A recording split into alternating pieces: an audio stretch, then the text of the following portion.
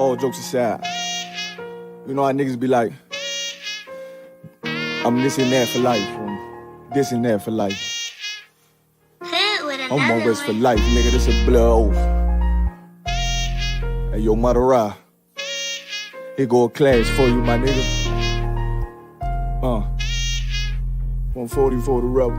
The world turned its back on me. I'm a cripple. We got soldiers, he got soldiers, but I got different ones. Ain't no way out, I tell you once. Don't pray for nothing, sin and curse. We can't forgive what's forbidden. Remain in them trenches. Trust in the Lord, but please forgive me for the times that I didn't. If rank is given, have your respect to your apprentice. Be about your business. This loyalty's a death sentence. Look, trying to pick up with a blind field. They said there'll be many mansions. I'm just grinding for my time share. Them devils ain't playing fair. They hunt you like Van Pelt, but ain't no getting out the game like Jumanji. You take that oath, it's a Dundee. Try to deal death to a priest, you won't make it out in one piece. So you can stand, just make sure you got the heart. Say your name 3 times, then it's death do us part. No.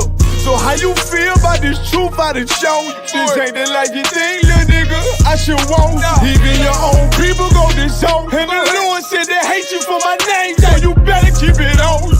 Ain't no more guessing, ain't no more questions. Make sure my election till I'm tucked away like George Jetson. Murder for capital, now it's murder at the Capitol. The world in amazement, we like fuck 'em, raise it. I pity those watching life as it go by. Be giving mercy in this life, I don't know why. In pump smoke, never try to. The dead at home, my brother be the dead, it's all I don't. Either fold or salute, my nigga. They like, how you stay focused? I told them I'm motivated cause of you, my nigga. Brotherhoods and weapons, still got weapons on the scene. Now I never do my niggas like Bishop did Raheem. Never mind in all beliefs, they under anesthesia. Shorty say she need me, said she wanna let that love go. Told I let that love grow. But if I bring you to my bed, that's a blood oath. Know what it is, man. So, how you feel about this truth I done shown you? This ain't the life you think, little nigga, I should want. Even your own people go disown. And the Lord said they hate you for my name, so you better keep it on.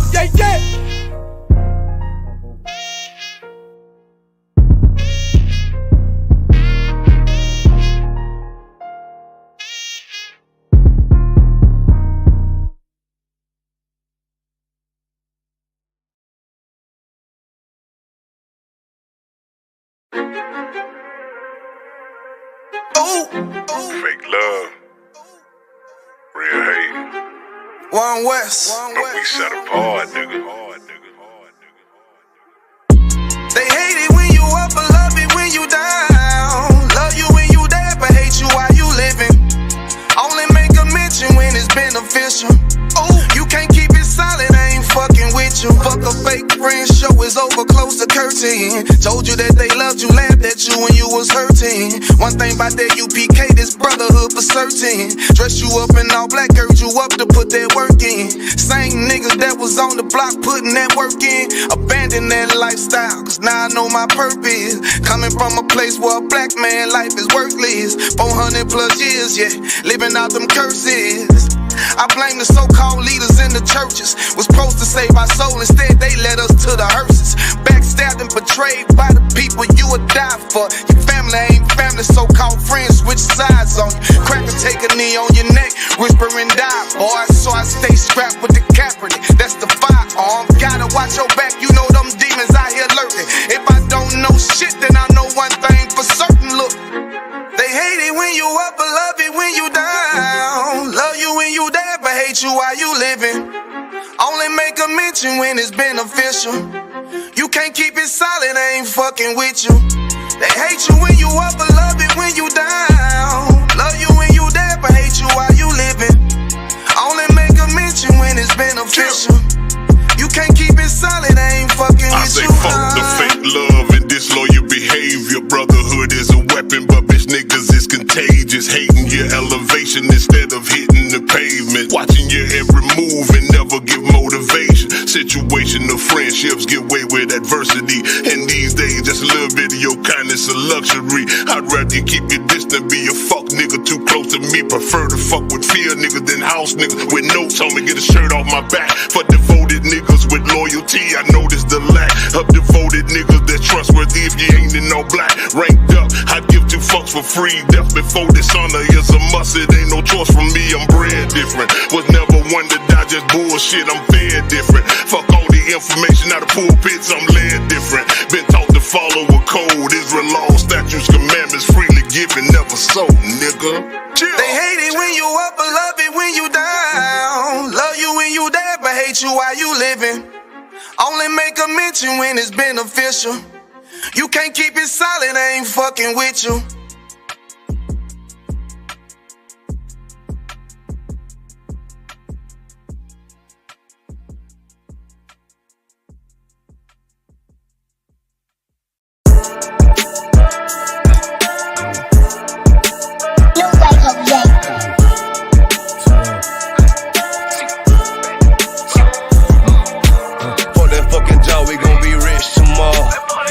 Fucking job, it ain't no more applying. Fuck that fucking job, boy, I'm sick and I'm tired. Fuck that fucking job, all that bitching and crying, and I'm saying fuck that fucking job, nigga. Hey, fuck that fucking job, bitch. Fuck that fucking job, we gon' be rich tomorrow. Fuck that fucking job, it ain't no more applying. Fuck that fucking job, bitch, I done had enough. Fuck that fucking job, I'm watching everybody work. Fuck that fucking job, that little pay by the hour. Yeah, fuck that fucking job, my back hurting and I'm hungry. Yeah, fuck that fucking job, nigga, on soul. Yeah, caught between the two, get this money, go home. Yeah, all these people so, now these bitches, they messy. First day I came in, I bossed up on the bosses. And they promised nigga this, promised nigga that. Want my ass to work, then bring that paper back. Sean, where you been? I been taking the shit. Knowing damn well that I don't fucking sleep. Fuck that fucking job, we gon' be rich tomorrow. Fuck that fucking job, it ain't no more applying. Fuck that fucking job, boy, I'm sick and I'm tired. Fuck that fucking job, all that bitching and crying, and I'm saying fuck that fucking job, nigga. Fuck that fucking job, bitch. Fuck that fucking job, we gon' be rich tomorrow. Fuck that fucking job, it ain't no more applying. Fuck that fucking job, me and bro, we just posted. Look him in the eye, shake my head disappointed. We gotta visualize, summarize, execute. All these people dropping like fly, why the fuck we still here?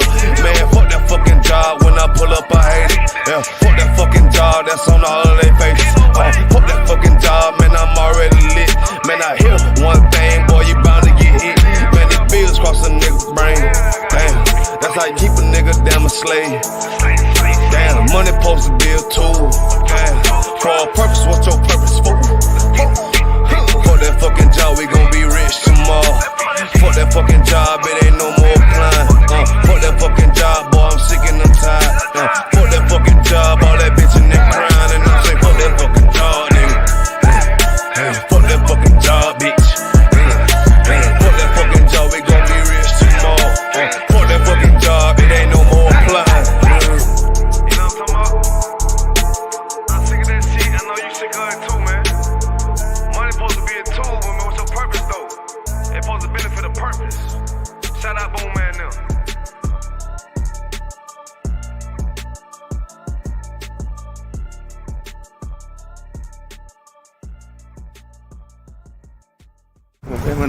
Fair enough. What's your position?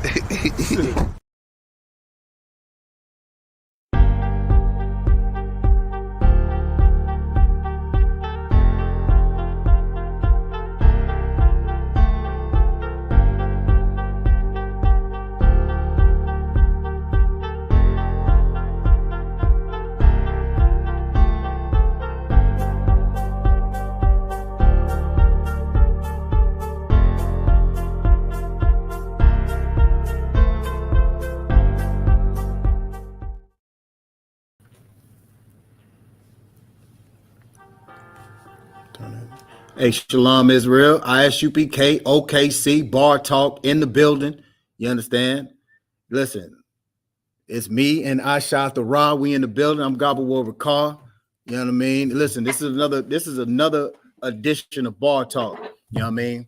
Every month, you know what I'm saying? We do it once a month. So, you know what I'm saying? It'll, give you a little time to miss a brother and sister, right? You understand? Listen, we got some good topics today. You know Shalom, what I mean? Israel. Shalom, you know everyone. Hey, shalom. You know what I mean? Like, we got some good topics today. Why? Because we need to be talking about these things here. Like, this is a beautiful thing to talk about, You understand? And we had a lot of help. You understand? A lot of help to bring this thing together and to get some ideas about what we should talk about. Right? My rib, she got questions and how she want to ask the questions and things like that. So today we going in on, you understand, the white man's comfortability. White man's comfortability. Or white woman, you know what I mean? Both of them. White folks' comfortability. Right. Code switching at its finest. You know what I mean? Why do we do it? You understand? What the hell do we do it for? You know what I'm saying? I mean, we got 1,000 of them. I mean, 1,000 where questions. to come from, when to start. Mm-hmm. You know, really, it's just a very interesting topic because I know for myself, I have my moments of code switching. Right. You know, if somebody call on the phone and it's the doctor's office, and I go from, I shot the raw to, hi, what is it that you're needing? Right. Or if I'm calling my kid's school, and I really try to tell myself consciously not to do it. Like, right. What is the point of doing it? Why am I still doing it? Especially at this age. And I think that after a while, you do it for so long, you get kind of conditioned into code switching. Right. So, yeah, so that's going to be our topic for tonight, talking about white folk comfortability. Right. How we may make them comfy. Right. Listen, and we understand, you know what I mean, a lot of times why we do it. You understand? We know why our ancestors had to do it. We probably know why our grandmothers and grandfathers had to do it. But another question is why do we do it today? Right? Like, we've been here long enough to understand, like, we don't have to do it today. You understand? Hey, shalom, y'all bashim y'all shabrakatah. You understand? You know what I mean? And also we have a couple coming on today, so we can talk about a few of the things that we're going to talk about. You understand? So some special guests coming in today to talk about it with us. But you know what I'm saying? Like, why do we do it today? Why do we feel that we have to do it today when we're already established? Shouldn't the white man already know who they dealing with? Right? Shouldn't the white man already know who we are and what we are today? Damn, we'd have been here long enough. They should know us by now, right? We'd have been here damn near 400 years. It's like, what the hell else we gotta show them to know who we are as a people? Well, they actually imitate us. So why do we have to switch when they out here trying to become the salt of the earth? Hey, that's a damn good point. You know what I mean? Like, well, that's a damn good point. Like, they are imitating us at every turn, right? The white women want to be black, right? You know what I mean? The white man want to be black. Like white women, they want to be black, so they changing their lips, they changing their hair. They getting braids. You understand? They putting extensions in their hair. You understand? They making their booties bigger, right? They doing all the things that they used to talk about our sisters about, right? They changing everything about them, right? And listen, do I got to get into the white boys? I mean, the white boys is trying to rap. They wearing their hats to the back. Oh, they got the beard game, right? They growing their beards out, right? Growing their beards out. You know, I don't have to go into Paul Wall and what's the singing cat, John B. Oh, John B. He used to have a goatee. Yeah, so. Hell is all right. Yeah. The white boy, listen, they get their flavor from us. You know what I mean? Damn, they done stole the Native Americans, identity. Now white people are damn Native Americans. I'm from the tribe, all of them are from Cherokee. All of them are Cherokee. $5 Indian. Right.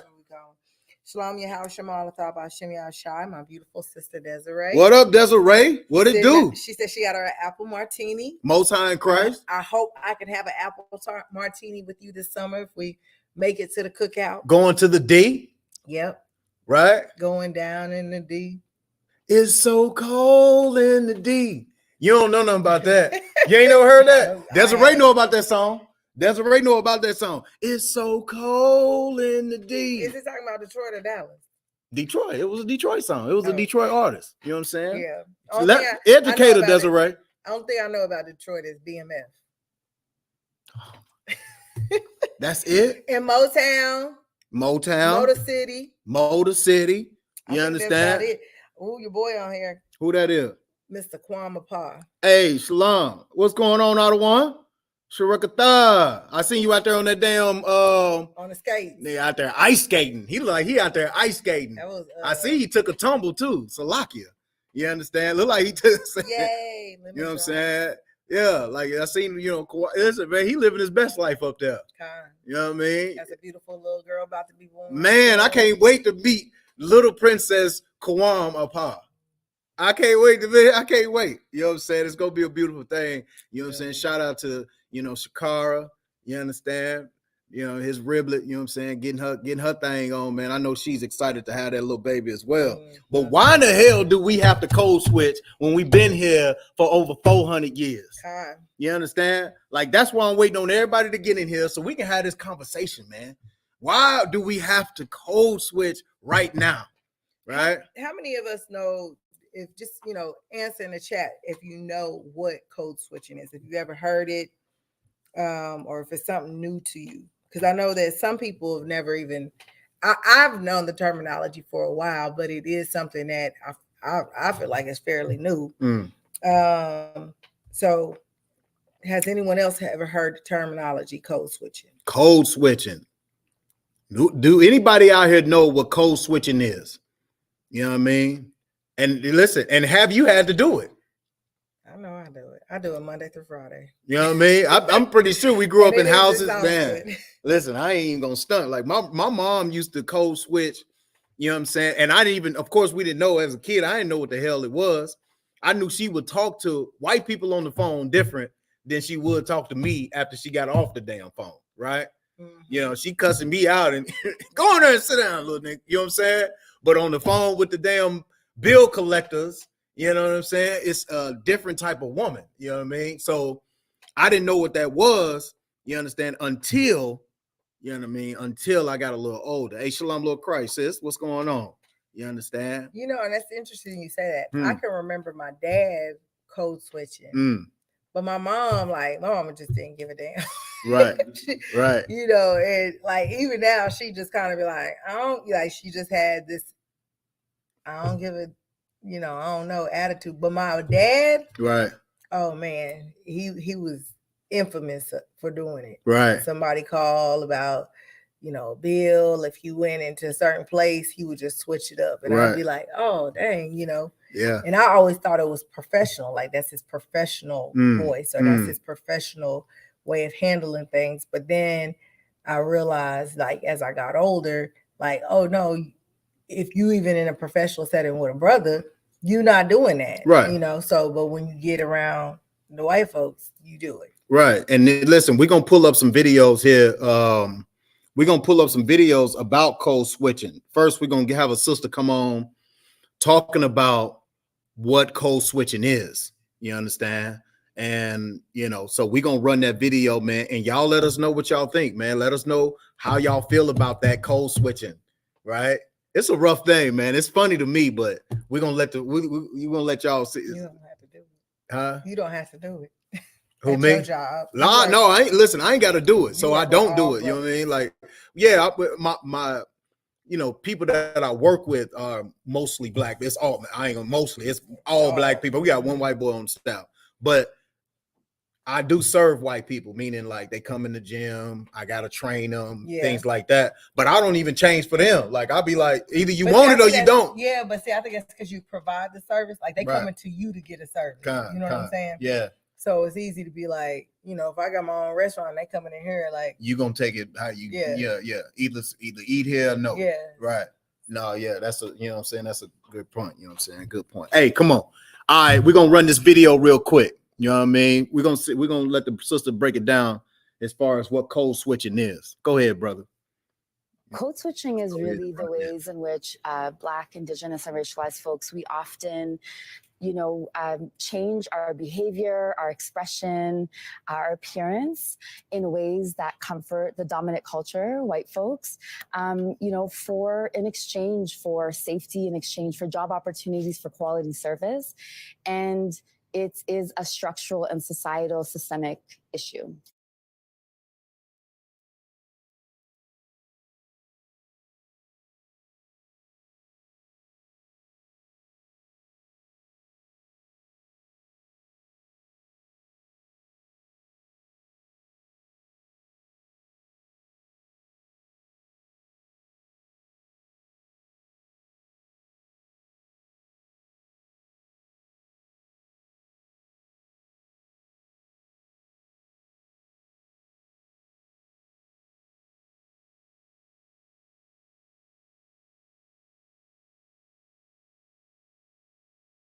Salakia. Thank you to Martin Luther King, you understand, for having us. We have to now code switch. Got to go to these restaurants now.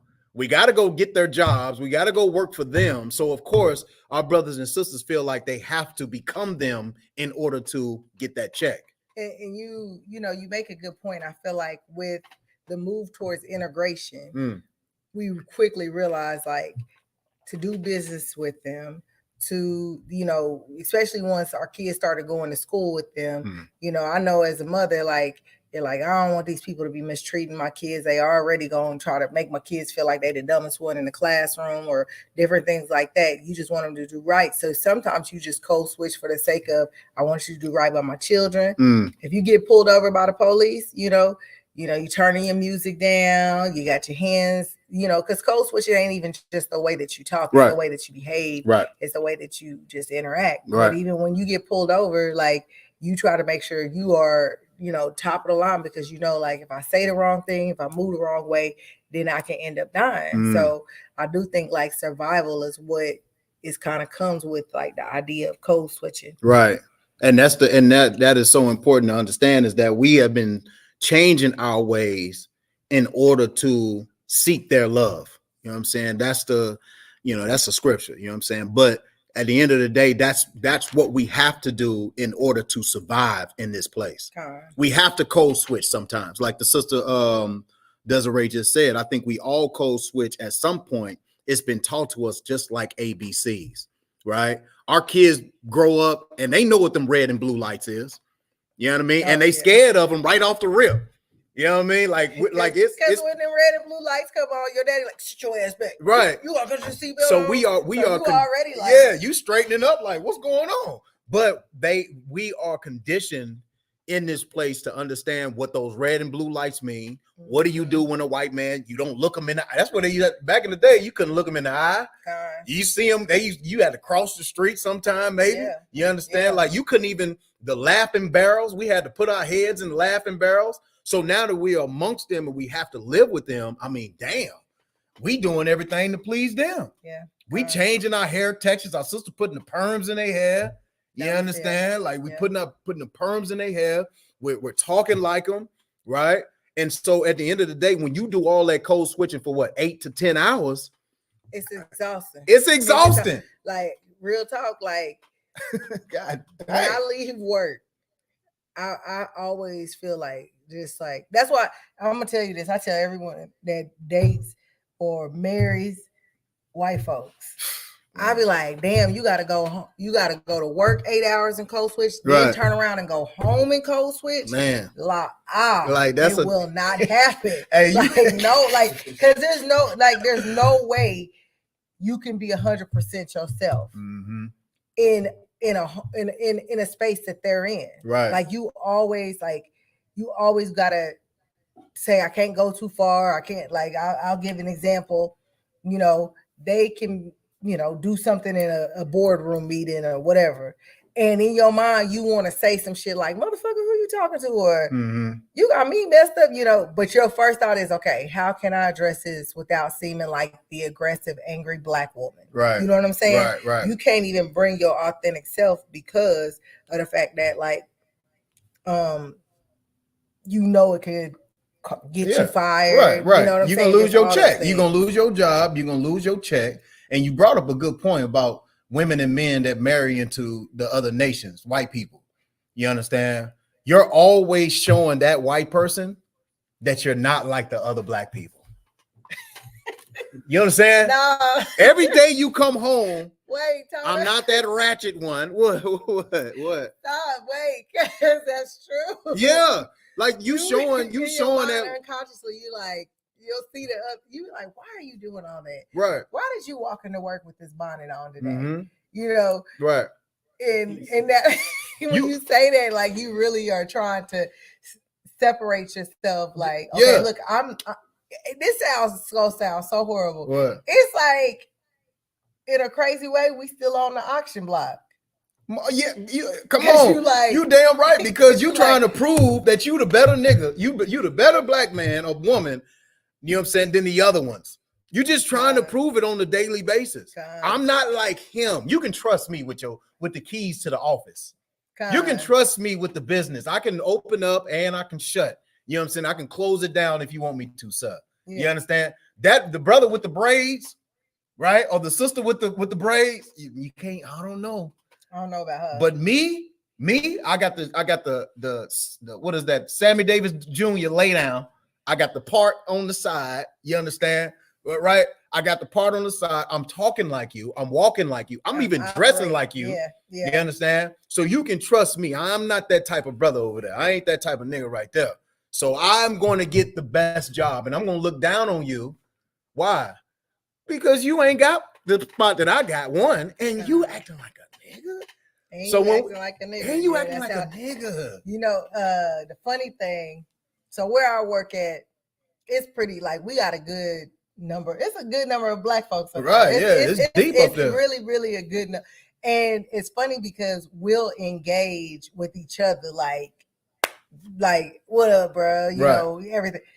But as soon as like we get into like meetings and it's different, like I watch everybody change like clockwork. And it's funny because it just naturally happens. So I want, you know, has anyone else ever like just benefited? Like they can't stop and it's just innate for them to code switch because they benefit from it. Man, that code switching is a fool, man. Like, can anyone like can they answer in the comment? Yeah.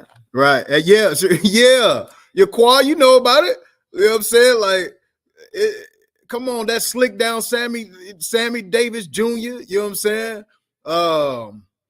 Yeah. See, Sarash. Hey, what you drinking on, your Qua?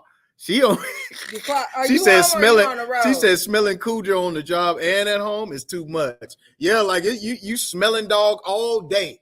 You understand? Even when they take a bath, they smelling like dog, and you code switching for that for an animal. Well, you know they don't use rags. They don't use rags, or they don't use soap. You know what they use? They use the hair wash, and they let it just flow down their body. Shut up. Yo, they ain't scrubbing. They ain't scrubbing that off.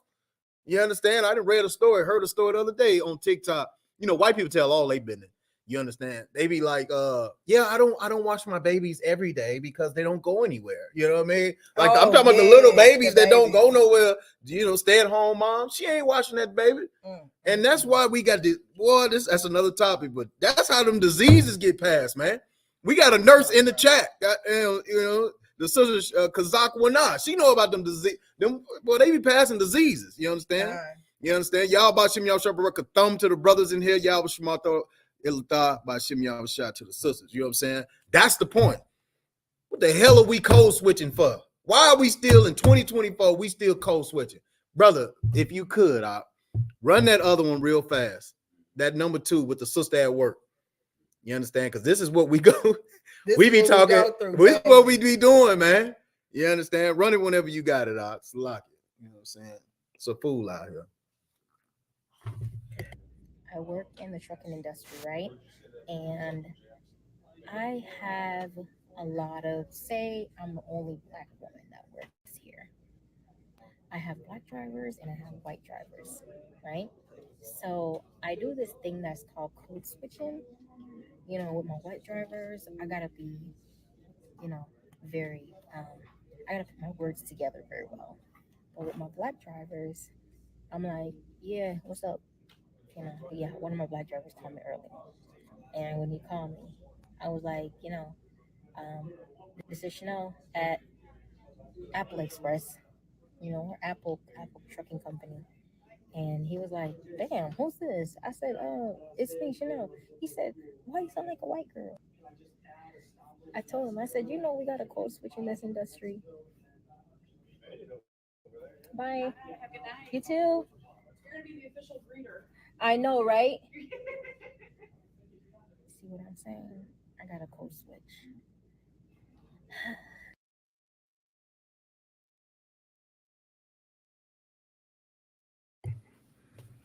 All right. What you got to say about that? Is it done? Yeah, it's done. Okay.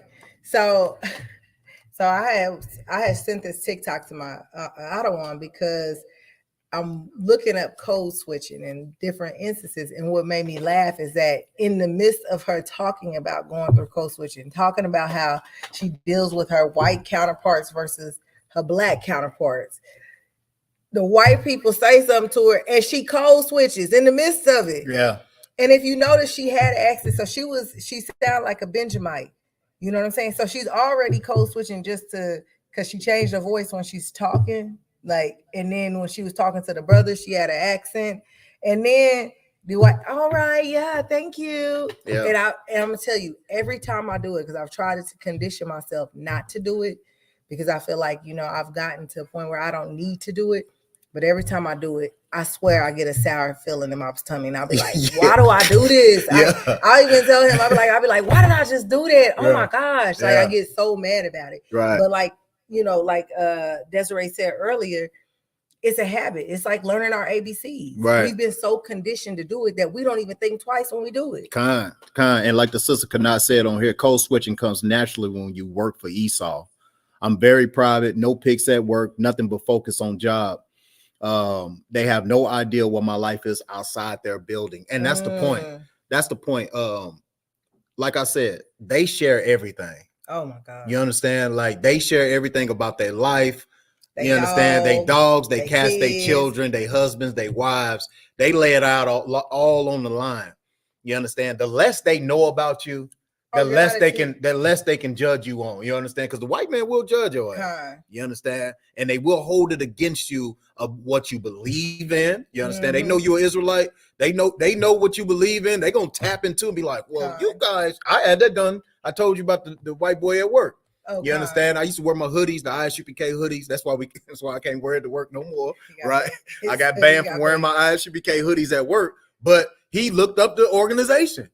And then he approached me and was like, hey, man, that ISUPK, man, are you guys a hate group? And I'm like, nah, man, we just love our people more. You understand? So I just broke it down to him smooth and cool. But at that moment, another brother would have folded and said, no, we love everybody. You know what I mean? Like, no, like, you know what I'm saying? Like, no, ain't no damn switching up. Like the sister, Kazak said, she said, you better be like the Most High and change not. And that's the point. Like, we don't have to change. And I'm gonna ask a question right here. I'm gonna ask a question real quick. Where's my question at? Go ahead. So I'm gonna read some of the comments because we got some good comments in here. And Kanai, you right.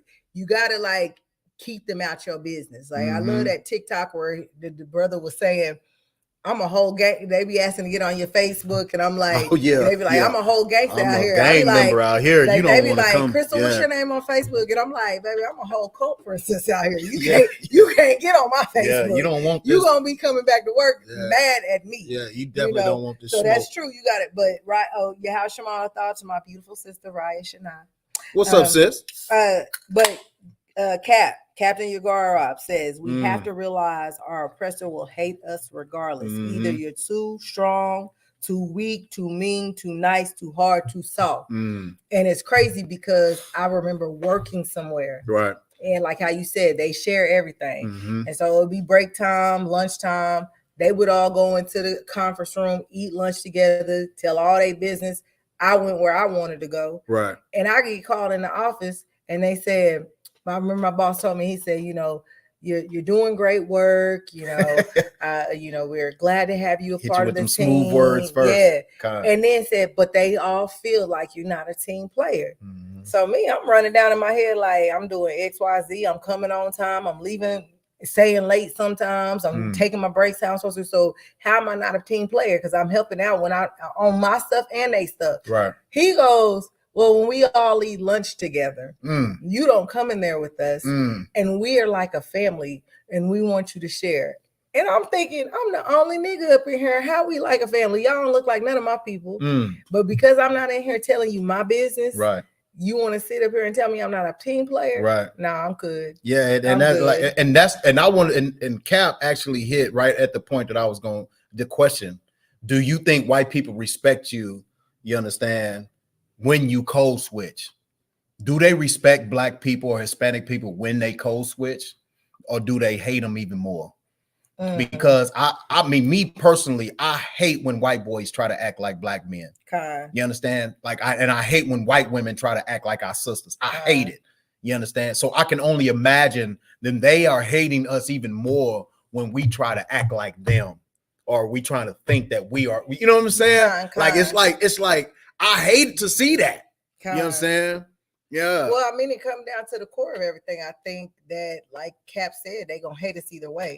When I come in, regardless of my accolades, how well spoken I am, like I tell you about the situations I go through at work, where I can come with great ideas, be hardworking, and then this white man still be attacked, you know, coming at me any kind of way, because at the end of the day, he hates me because I'm great at what I do. He hates me because I'm intelligent. He hates me that I'm willing to speak up, but even when I'm not speaking up or something, he still hate me. So it's like, you can act like them, you can act like your authentic self, you know. And I'm gonna be honest, I feel like even more so I'm hated because I am an Israelite, because I do wear my shield. And when people ask me, hey, what are you doing for Memorial Day? I don't celebrate that shit, you know. So then they're like, oh, well, they even hate you for not. They hate you for not celebrating that. Yeah, like, man, I got it. These some damn devils, man. The holidays, Christmas and all of that, and then when I slice them, and they're like, you know, how something about the New Year or something. I'm like, our New Year ain't till April, and they're like, well, yes, technically that is it, but you know, once they change, I don't want to hear that technical shit, like. You know, so once you let me calm down. No, that's real talk. But once you got, but like once you're upfront about it and you stand on who you are, they hate you even more. They do hate you, and that's right. Like, they do hate you. It don't even matter if you righteous or not. You understand? They gonna hate you because you're not partaking in what they doing and what they ain't damn doing. You understand? What does sister say? They feel like we want to be them, and it strikes their white privileges. So like, yeah, like that's another reason. Like, I'm like, why the hell? Like, I don't like seeing their women or their men try to be us. So I know that they're like, look at this nigga trying to be us. Like, look at them trying to talk like us, dress like us, wear their hair like us. Like, you know, even when the sisters wear the blonde wigs, it's like, why? Like, I know they got some words for us, man. You know what I mean? So why don't we just say, you know what? Damn these damn people. You understand? And let's just stay to our own. Let's just stay to what we do, and the hell with that. You understand? You know what I mean? So she said, Raya said, white people try to make your job family because they don't want to lose nobody. They want you to put your job for you damn right. Man, that's right. So smart. Right. Like, they be wanting you to fall in love with your job.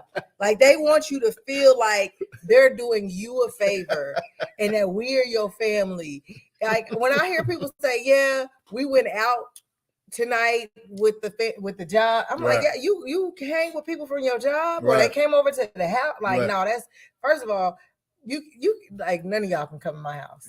Like, if you ain't coming, you ain't coming. Honestly, even if we're brothers and sisters, I'm even sometimes like, no, I don't know what you on, so you definitely can't come up in my house. And this was before I was even in the school. So it's funny because they want you to take that job and love it, and put it first. And that's why they come back behind you, be like, you're doing such a great job. I'm glad you're on the team. And why they gotta touch you? Like, no, I be like, why are you because they want that feeling to. Why are you touching me? They want you to feel the love that they're giving you. They say, you're doing such a great job. Keep it up. I just love that you're a part of the team. You understand? So like it. Sister Kanai said, my boss asked me, was I wearing the shield of David because I believe, or just for fun? This man hardly ever say two words to me. He is Esau and his wife is Jewish. And that's they're doing it just for fun. Boy, I love when they come ask me about my shit. I love it. Yeah. The Jews is black. Yeah, the Jews is black. You understand? It was a white Jew. It was a white Jewish dude at work, man. He was a Jewish guy, and he came up to me. He was like, "Oh, you have the Star of David." I'm like, "No, it's the Shield of David." He was like, "Oh yeah, I'm Jewish." I'm like, "Oh yeah, you Jewish?" I was like, "Oh okay, all right." I said, "You a Jew? You a Jew in the Bible?" He was like, "Oh." He don't even know what that means. He I'm like, what no, from the scriptures. I like from the Bible. We can you fit these. He don't know nothing. Kind. Yeah, I'm like, But yeah, you the know, Jews is some black. Some of them know that they're converts because the Yeah. one at my job, Right. when he said, "Oh, that's a Star of David," every time someone say the Star of David, I'd be like, "Oh, the shield," Right. and they're like, "Huh?" I'm like, "The shield, it's his signet. It's a shield, not Yeah. a star." Yeah. And they'll be like, "Oh, okay." He was like, first of all, are you? Is that in support of Israel? I'm like, what's going on in Israel? Like, I be knowing what's going on, Yeah, but yeah, I'm yeah. like, let me let you know how Yeah. much I don't give a damn Yeah. what's going on. Don't be stupid. Yeah. Then I told him, I was like, no, I'm an Israelite. Mhm. I'm a Jew. And it just, they get stuck. Yeah. And he was like, you're a Jew? And I'm like, yeah. And he was like, well, I'm a Jew too. And I was like, really? You know? And he was like, well, my grandmother was in the Holocaust. My great grandmother was in the Holocaust. Yeah. We're converts. As soon as he Yeah. said that, I said, so y'all know y'all ain't the real. Yeah, they know they goddamn ain't. Like a real. These damn devils. Boy, I can't wait for class on Tuesday. These damn devils know they ain't the real. Yeah. You understand? Salakia. You know what I'm saying? They know they ain't the real ones. Wait, you know what I mean? Sister Yakar said, I'm the ghetto one. Right. I will rock that bonnet, wrap, hat, or bandana. I talk bad as fuck. I brew water and make groceries. I excel at whatever I do, so they stay mad. That's right, sis. Yeah. Stay big, man. Yeah, like the hell with these people, man. Like, ain't we tired of damn trying to please these damn people, man? Like, we gotta stop it already, man. Stop it already. So do you think, and could be to anybody, right? Do you think, because Desiree said it well, like we learn this as our ABCs. We see our parents get a call from they work, they bill collect or whatever, they switch up, they tell us to switch up. When we go into these spaces, they say, don't go up in there and act like this and play like this and do all of that. So we're conditioned. But do you think that if we were to stop code switching, would it be a detriment to us? Like, would it hurt us to just be like, I'm gonna walk up in here and just be my authentic self? I'm gonna say yes and no. I'm gonna stay on the fence with that because you know how niggas is, man. We take it too far sometimes. I'm just gonna be straight up and down. I love my brothers and sisters, man. Unless you in the UPK, you don't know how to, you know what I'm saying, express yourself in the right way. You understand? Like in the UPK, we have a certain standard that we hold ourselves to. You understand? So we're not going to show up to a meeting like you be having meetings at your job. We ain't going to show up to a meeting, you understand, pants sagging.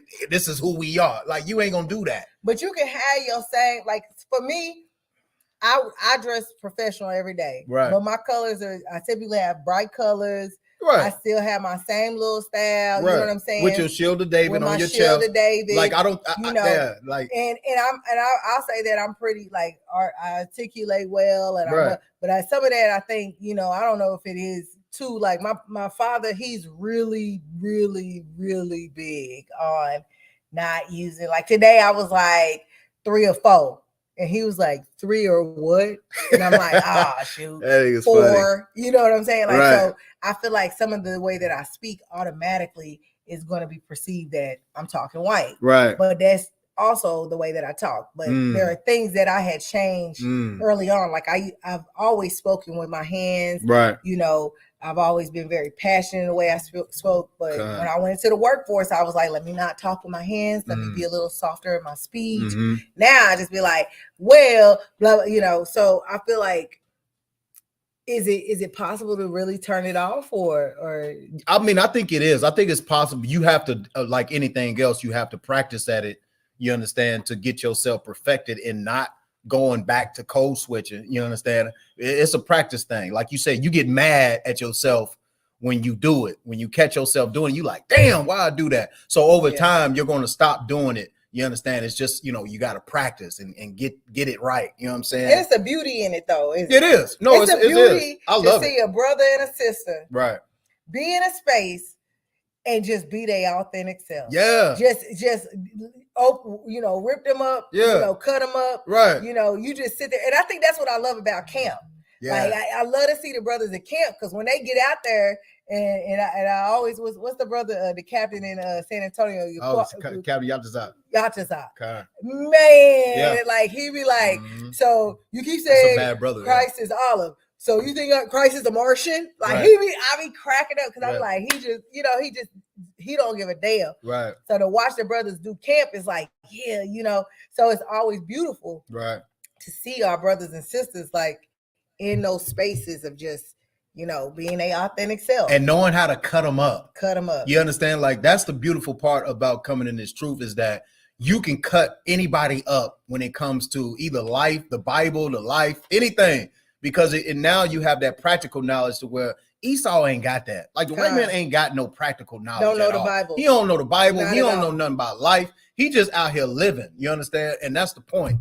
You understand? That's why we have to get in here and get this knowledge because this knowledge, and wait, it slices everybody up, man. Not only, and this is a little off topic. We're gonna get back. Not only do the white man not know what the hell he talking about, them damn lavender lads. Oh damn! Sidebar. This is a sidebar. Yeah. I had to call my auto one on Friday because there's this lavender lad that comes up to my damn job. Right. And he had me on fire, y'all. I was like, you know what? I need you to pull up. I'm about to cuss this motherfucker out. Right. Like I was hot. Yeah. So he sees me. He always shalom, Asha, shalom. I'm like, oh, shalom. He a brother. So I say, oh, shalom. Mm-hmm. I got on my dress and the little shawl that I got going over it had fringes. He goes, oh, I like your fringes. I said, oh, thank you. Then he says, you should have put them on your dress. I said, no. And he was like, yeah, you're supposed to wear them on everything. I said, nah, that's what y'all believe. That ain't what the Bible say. I'm like, yeah. And he's like, no, that's what the Bible say. And I said, no, it don't. So I'm like, no, it don't. I'm trying to be professional because I'm still at work. There's people there, and he's still going on about this. Negro says, I wear it on everything. Even when I go to bed, I wear it on my pajamas. Right.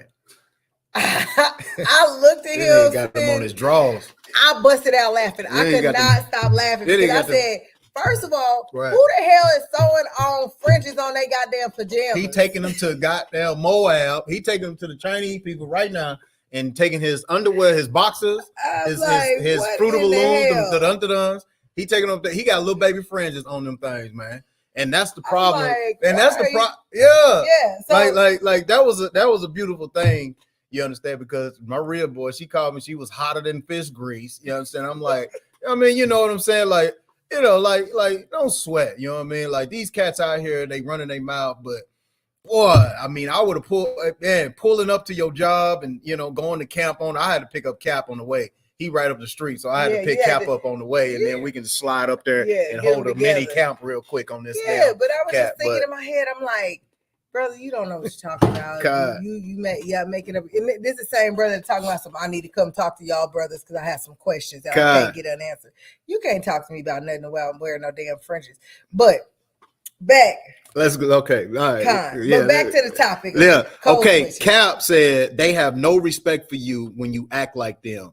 They fear you when you be yourself. And that is the beautiful thing about the ISUPK because we are ourselves in here. There's no faking the funk in here. You understand? That is a beautiful thing. You know what I mean? Like I love it because now I'm able to slice and dice on the biblical side, which is all to me. That's all I need. I'm the chosen. I'm chosen up in this thing. Yeah. Like who the hell am I trying to? I'm trying to impress you, white man. Man, get your ass out of my face. Let me slice you up real quick. And that's the reality is that we are the salt of the earth. Right. We are the chosen. So that's we set the bar. We said it. Why are we switching? And this is just a takeaway. Like when you go out, like you don't need to switch. I'm not saying just be cussing everybody out and going and being, but you shouldn't have to switch. Be yourself. Yeah. And because we are the chosen, we are the salt of the earth, and they imitating us anyway. Yeah, you want to be me. You acting like us anyway. Damn, so why devil. even try to switch it up? But so let's go on and segue into let's go into the people that don't code switch. So we have found two brothers and sisters. Right. Y'all probably seen them. Y'all know about it. But this is what code switching don't look like. Right. These are people who are their authentic self, who are in the spaces of other white folks and professionals or whatever you want to call them. And chooses to just give them what it is. So Con. we're gonna put them on. Hey, shalom, Akira. Shalom, sis. What's going on? You understand? The water for tuning in. Hey, yeah. I'm gonna get to that Sister Kanaz in a minute. You know what I'm saying? Run that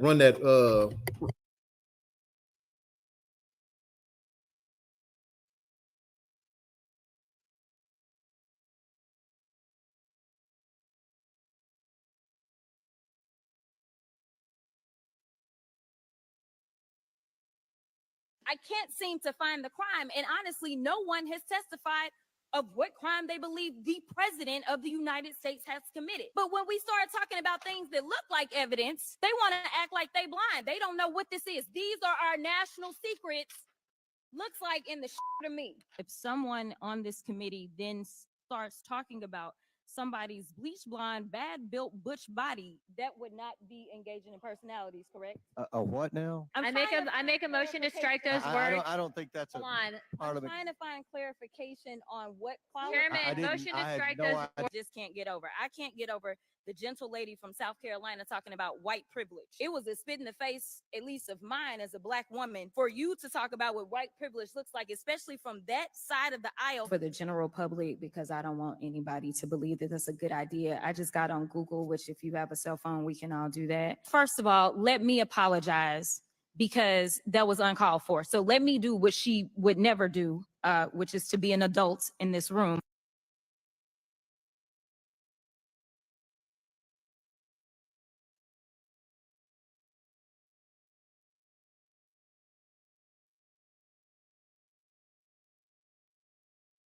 Have the floor, do I? Yes, Do you I? do. Thank you very much. Are you okay, Miss Worthing? Are you okay? That, but Miss Worthing, are you okay? Why are you asking me, am I okay? If you okay? I mean, you're just sitting in your chair. And you be eating food like we at McDonald's. You be, listen, Councilman Mays, don't you interrupt me when I start talking. So don't. And how many? But I am going to finish saying this. Oh, go ahead. Out of order. Now say another word. You put your finger up here. Get out of here. You out of here. Go. You won't give me or nobody else the finger sitting at this table. You're out of here. Tom, you're out of here. I wanted to keep giving people fingers. You're out of here. Mr. Mays, sorry. You are out of order, and I'm giving you your warning. Okay, I'm sorry. Disorderly. I'm sorry. I rule you out of order, and I ask that you would be dismissed from this meeting. Nope. When they go low, I go lower. Who you lecturing and talking to? That ain't your job to talk down to me, ma'am. I'm full grown. Now I'm ruling you out of order, and I'm giving you your first warning. Don't you ever talk to me. Just ask me what my point of information is. You sound like a fool. You are out of order. You doggone right I am. The fact is, if you can just sit your tail down in the seat, then you'll know what's on the meeting. I ain't got no tail, girl. Councilman Mays, please refrain from your profanity. Hell yeah. Point of order. Point of order. We'll take a 5-minute recess without a Well, then y'all better focus. Because who got... I want order. I say a point of information. What is your point of information? Who give you the right to talk nasty and don't get talk nasty back? Your little nasty butt. Yeah, I give her permission to go to the top of the Mackinac Bridge and do a 3-time somersault. I give her permission to go to the roof of City Hall and do a double flip belly flop. Mr. All President, decisions. why is he still talking? Because I got Why a is mouth. he still Why aren't talking? you still talking? Do a double flip belly flop. All right, turn it down. All Most High Christ, man. Hey, man, listen, man. Shout out to the brothers and sisters that do not code switch, man. Listen, shout out to the brothers and sisters that hold it down at the workplace. You understand? Yeah. Even at the highest level. Yeah. You know what I mean? And that's the beauty. Like, these are people who were city councils, representatives, Mhm. and what it shows you is that you know, regardless of they can't take this is what the white man do. The white man gonna require you to get some certification, license, accolade, do his education system. Once we do it, we get it, we master it, and then we can still put our own spin on it. So ain't no reason to really get up in there and be like, oh, let me act like them, because you've already shown them that you can excel in their spaces and do it better. And that's what that sister, like, man. Yeah. She said, bleach, blonde, butch, built. I said, now ain't that a tongue twister? Yeah. Like, yeah. She and it was on the fly lashes. Too. Like that, like off the top of the dome. That's black people at their finest right there. Yeah, right. Like we are the baddest when it comes to on the fly. It's like freestyling. First of all, you understand? We grow up roasted. Yeah, like we grow up doing this, you don't want to get in no situation with is a roast battle. You know, I remember when we was teaching Deja. Oh yeah, how to roast. We was like teaching Deja and our son and daughter, like, okay, if this will go down, because we about to get over here with these white folks. White folks like to get together as a collective and try to, this is how you roast. You're going to have to roast them. So she tried to be funny and be like, with those flapping lashes. That's what you came with? Yeah. Now this woman got to walk around for the rest of her life. Every time somebody run into her, they're gonna say bleach, blonde, butch, bad built body ass. Yeah, like you gonna. There's shirts made right now. No, I love it. I love it because listen, shout out to the sister, man, and that's how you know. Another thing is that ain't nothing going on in Congress right now. Ain't nothing going on in Congress that's going to change our life. You know what I'm saying? That's another class for another day. Yeah. But shout out to the sister for standing up for herself. You know what I'm saying? Like, shout out to that sister. They mad because they president got a felon. Well, listen, but I looked it up today. He still can run for president. No, he is, and that's what I said. They about to make history, right? Because I can guarantee that he's still gonna win. You know what I'm saying? But that is another story. But that is another story. We wanted to show that because I think that it's good to know that, like, there are people out there that don't code switch, so you don't have to continue to do it. We'll feel the need to do it, and it's something you just got to get to. Yeah. But, just be your authentic self. You know what I'm saying? Yeah.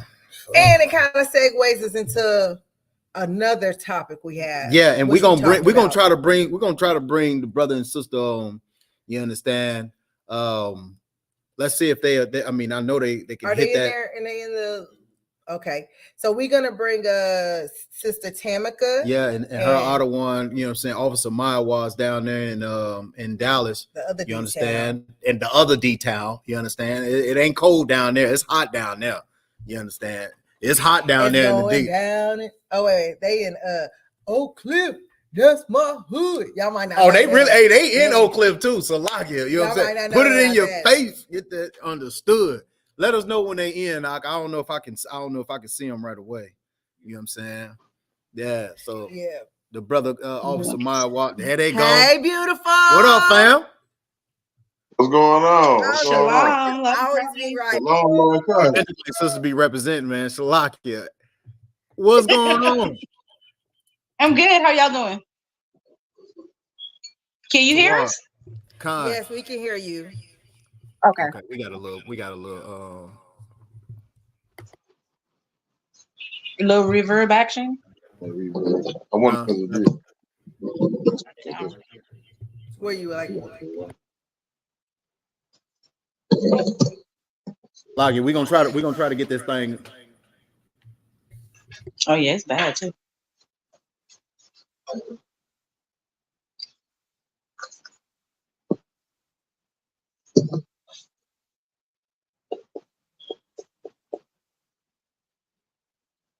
No, turn.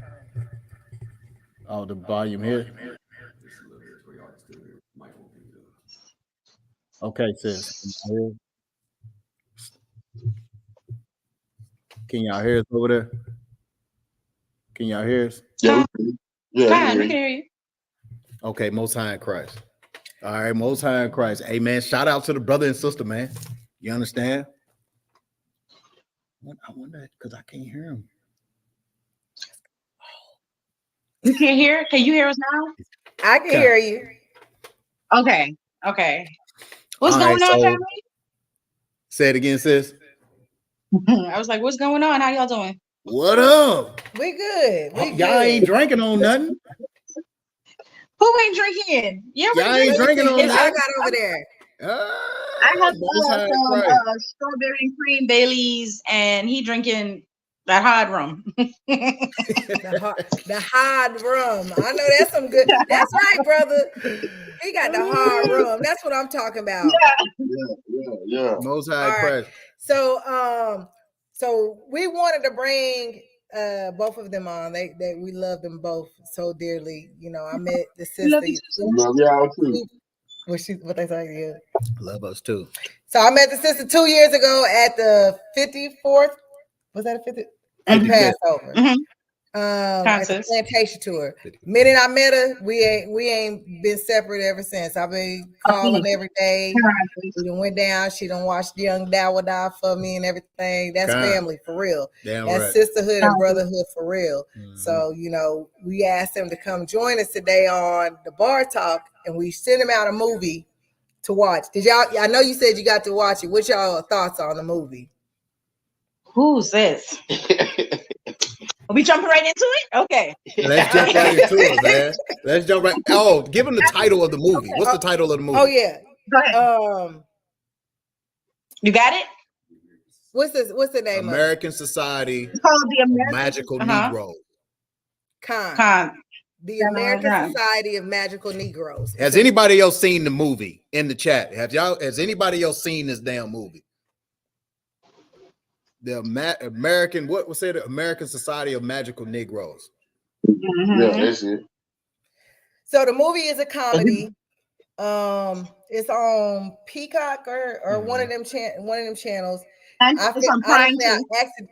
What'd she say? She said Peacock. It's on Prime. It's on Prime. Yeah. It's on Prime too. Oh, okay. It's on Most Amazon Prime too. So I literally was like cleaning up and cooking, saw it, and I just it came on the TV. I'm watching it, and as I'm watching it, it starts talking about different things about, you know, it's basically Black people with magical powers, and they use their powers to make white people comfortable.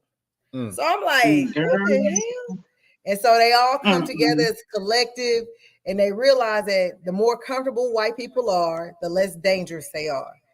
So that's the whole premises for the movie. And I mean, it's funny in some ways, but then it's like, damn, you know, we kind of do that. And it dates back that they say it started, you know, it went back to like slavery up until now. And instead of them just using their magical powers as a collective to oppress the white man or benefit themselves, better themselves. Yeah, like what they do, they work to better the white man, make him feel better. Okay, so what did y'all think about the movie? What did y'all think? You understand? Go when y'all finished the movie. What was going through your minds? When it went out for me, what it brought to mind was the Black people in the movie that was making the white people have it, that had the magical powers. They reminded me of the what you would call the famous people of the day. The high class Blacks. They were the ones who, and their power is the money, basically. If you look at it in this world, their power was the money. And as soon as they make a white man upset, what they take, the money. It's no different from when the stuff Kyrie Irving went through. You know, soon as you piss me off, hey, we'll snatch your power. And the worst punishment you can get in there is to go live as a normal Black person. Right. You know, Go ahead, brother. No, you good. It just pretty much put it out in perspective. What it really brought me to was when they started conditioning this, when Willie Lynch in 1712, when they started conditioning this for it to be this way, for us to not have self-esteem and think highly of ourselves, to set the precedent for today, for us to feel that exact way that they felt in that movie, the regular Black people, the way they felt in that movie, is that's when it was set. The precedent was set then, and it flourishes today. Damn right, brother. That's good. You know what I'm saying? So right. I was about to you clap. understand? Yeah, Most High Christ. You know what I'm saying? Like it's beautiful. It's a beautiful thing to be in here because we can dissect. You understand what is going on behind the scenes of the movie. You understand? And that's a precinct. You understand? What do you think about it, sis? Look, I done took so much notes on this movie. First of all, okay. That's right. You know, okay. So the name is one thing, but you remember when the movie started, the script text that was across the screen, and it was saying that a magical Negro is a Black supporting character who exists solely to serve a white protagonist storyline. Some believe that magical Negroes only exist in stories. Others know the truth. Like that right there had pulled me in. Because, okay, now I want to get to the nitty gritty of this thing because this don't make no sense, right? And I went a little deeper and I did some research on the producer. The producer's name is Kobe Levy, and the character looks like him. Basically, he has a Edomite mother, and when you search him, it just says American. It doesn't say African American. You know, like his father is Black, but his name is Josu Nijak Libi. So he could be a Hamite or he could be Levite. Right. So I don't really know which way is going there. I can't really go on looks. You know, most of them you can look at him and be like, that's Ham. Right. But you can't really tell with this person. But to me, even where just say American, maybe he himself decided to not equate himself to being Black. Right. You see what I'm saying? Yeah. It was a lot. I'm trying not to ruin the movie for everybody, but when I say this you have to go see this. You have to watch it twice actually, because you will see things the second time that you might have missed the first time. Right. Because the second time made me more upset than the first time. It did. Like the character Aaron. I'm Salaki, y'all. I ain't trying to take over. Go ahead. Come on. That's why we got y'all here, man. We want y'all to talk, man. I think Aaron was awkward and he lacked confidence, right? He was a people pleaser, hence why he was chosen for the job of keeping Esau happy. But when Roger, who reminds me of Steve Harvey with the bald head and the beard, when he saw him not being able to sell his art, and when that Edomite took him for a waiter, he decided right then that I'm about to teach this young man the art of coonery. So it's like the older brothers really, really living that life, and they're trying to take under wings the younger Negroes to teach them how to be coons, because they themselves don't really know how to project themselves as men. Because if you remember when Roger told the story of his father when he was shining Edomite shoes, and then the Edomites spit on. Man, I won't go too deep in that. I'm scaling back. That is what I paused it. I called my auto and I said, we got to go on this movie. And he was like, what movie is this? I said, this shit right here. Because when he told that story about his father, right, I thought about like, damn, like how much conditioning that he lost in that to not moment. do shit. Right. And listen, I'm gonna tell you this. We're gonna play a clip from the movie. The first one, we already got it queued up. You understand? Okay. We're gonna play one of the clips from the movie. We ain't gonna try to ruin it for everybody. We only got a couple clips, but we want y'all to really watch this. And the water sis for putting that in the chat. Thank you, Akira, for putting that in the chat. Yeah, that's the title of it. So whenever you ready, show the people. Aaron, what's the most dangerous animal on the planet? Sharks. White people. Oh. When are white people most dangerous? And they're teamed up with sharks. When they feel uncomfortable. Okay, were sharks a part of it? White people feeling uncomfortable precedes a lot of bad stuff for us. White people move into a neighborhood, they feel uncomfortable, gentrification. Okay. White cop sees a black man, feels uncomfortable, another shooting. It was a time when all you had to do is look at a white man and make him uncomfortable. That was pretty much it for you. Yeah, I get that. For I'm some just of not us, the last thing we see in this world is an uncomfortable white man.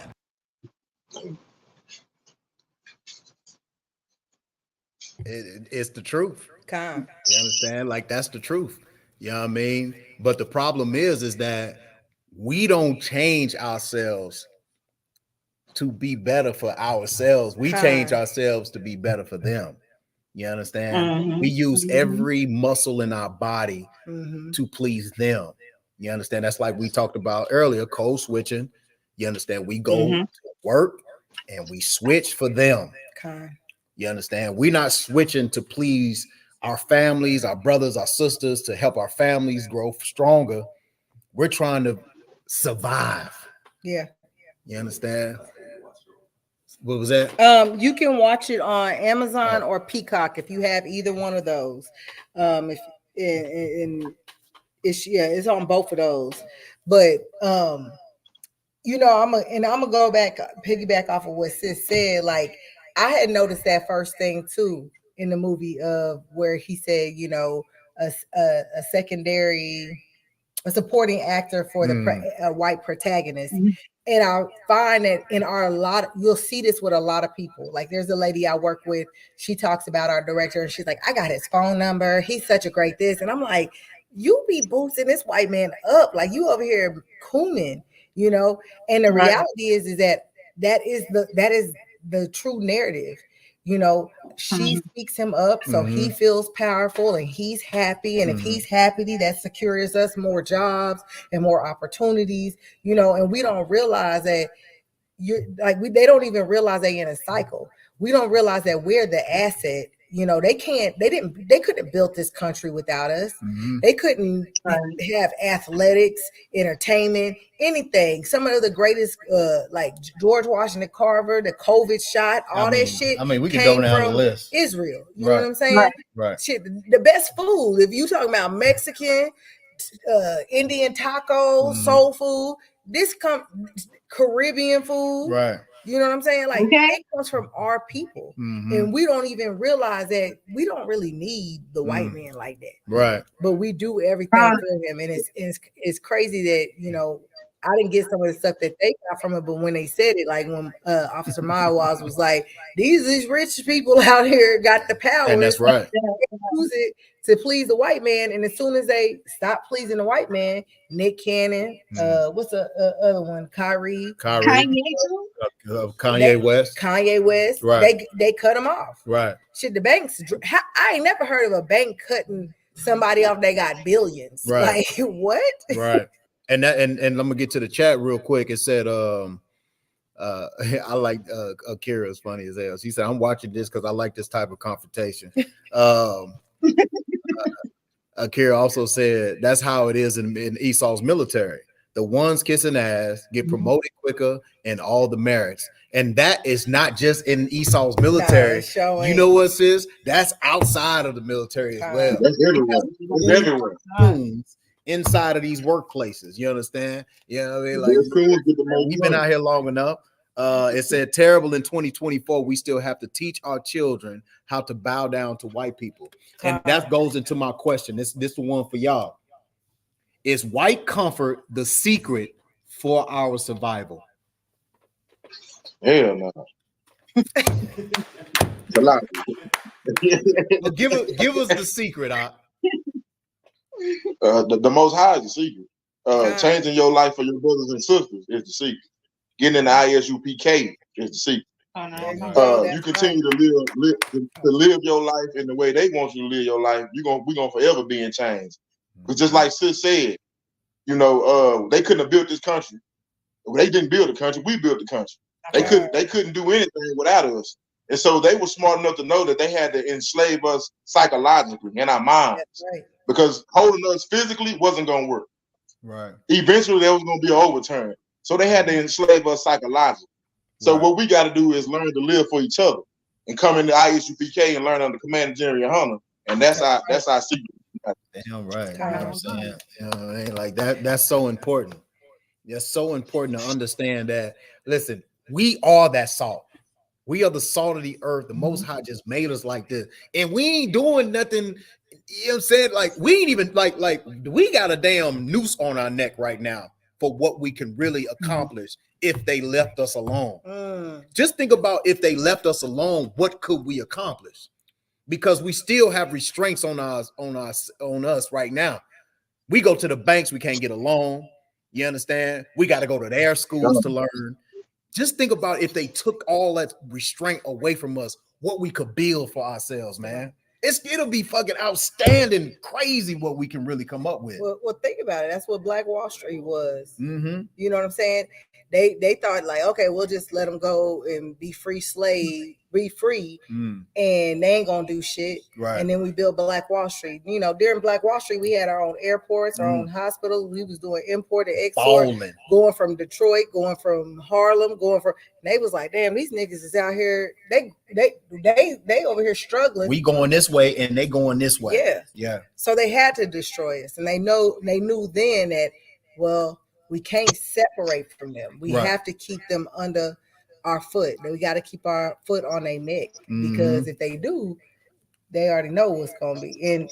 And what was, sis, real quick, what was the last thing of that said? Because I didn't even pay attention to it till you read it. That last part. The last part, it said, some believe that magical Negroes only exist in stories, but others know the truth.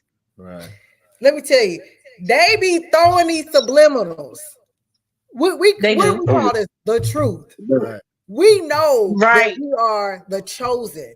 We know that we are special, magical. The home of the truth. The home of the truth. Right. And when you said that, I said, wait a minute, I ain't even read it like that. But yeah, man, they real skillful with their wordplay. They're real skillful. But you know what? Even in that scene that was just shown, I forgot something. I want to back up a little bit. It is so funny how now this young man, his mother's an Edomite. So he even said he grew up around Edomites, but he couldn't even fathom the idea that the most dangerous animal on planet Earth is them. Like he stayed in that switch coding because he ain't comfortable around them, and then he ain't comfortable when he around his people. You see what I'm saying? That reminds me of like my Adawan. He has a cousin like that, and he told him, he was like, when I'm around y'all, like I feel comfortable, like family. When I'm around them Edomites, I don't feel like that. Wait, he saw the white man when they around his family. Oh, no, I got a cousin. Yeah, I got a cousin. My uncle, he likes to mess with white women, and so I got a cousin that his mother is white, and so he expressed to me when he around his father's side of the family, he feels comfortable. But when he's around his mother's side of the family, he's just uncomfortable. It don't even feel like family. Right. And so just like what y'all call the code switching. Yeah. He knows when he's there, he has to do that. Right. For them to even accept it. Right. He know he has to do that to be accepted. Right. And so he don't feel comfortable being there. Yeah. And even when we were younger, my uncle would always make us talk a certain way. When he was when his white women was around, we couldn't, brother sitting around, you might hear what Bernie Mac, we might hear the word nigga 32 times. But now we can't use nigga because she does. Right. So we got a code here to change our speech because we gonna make her feel uncomfortable. Mm-hmm. Well, what did like I told him one time, we can use nigga, she can't. Right. Right. God. So I was thinking that I was at my job, and it was a brother who's married to a white woman, and I said, and it was the same thing. I was like, I just feel like I can't be my authentic self at work, so I damn sure don't want to go home and not be my authentic self too, because I'm married to a damn Edomite. That's why I don't get it. And he goes, well, I don't use racial slurs anyway, and I said, you a damn lie. And he was like, I said, you ain't never been in the car and got cut off or something like that. And be like, this damn cracker, and say something. I said, you a lie. I said, you cannot tell me. I said, just like we use it, they use it. And if you don't think that she's not using or calling it, you delirious. Yeah. And I was like, damn, he even trying to play. You know what it is? I think they use it, during intimacy and try to play it off like it's a joke or a turn on. Oh yeah, you know what I mean? Because really, when you think about it, we have always been a sexual fantasy to them. Right. Even in the movie where the brother touching homeboy Rod and stuff, like pause, like this is a whole Diddy moment. Like what is going on here? To make you feel like you got little power. Me not me, but him as a black man have to touch your Rod. Yeah. I mean, Salakia. No. that was good insight. No, that's right on the money. And that's why we're going to go to this next clip. Because we're going to add an extra layer to this thing. Well, I'm going to hit the chat real quick. Okay. Wow. Because I said they didn't want to let the slaves up back then, and they don't want us to get up now. But there is a day coming where change will come. And you damn right. It's going to come right here. ISUPK. That's why we got brothers and sisters, got families. You understand? We bringing everything back together. You understand? So we can be our damn self. Right? Brother, run that last video, please. Bubba Kasha. Just put it through there. He used to shine shoes. And this one day, I must have been 5, 6 years old. I went to town to see him. And I was running toward him, all excited. But before I got to him, this white man looked down from the chair above him. And he just spit on his head. He spit on him. He said something about my daddy needed more spit in his shine. Yeah, because I was thinking I just froze. I mean, my daddy had a temper. So I'm saying to myself, ooh, he's about to whoop the shit out of this white man. But instead, he wiped the spit off of his head, and he looked up at him and he smiled. And I ran home, crying, thinking about that smile. When I finally ran into my grandmother, I told her how ashamed I was of my daddy, and she got real still. And you know what she said? What? If your daddy come home alive today, he ain't got nothing to regret. So have I lost some things to this work? Some pride? Her? Yeah. That's right. But I never regretted one smile. Because I'm still here. And so many of us ain't.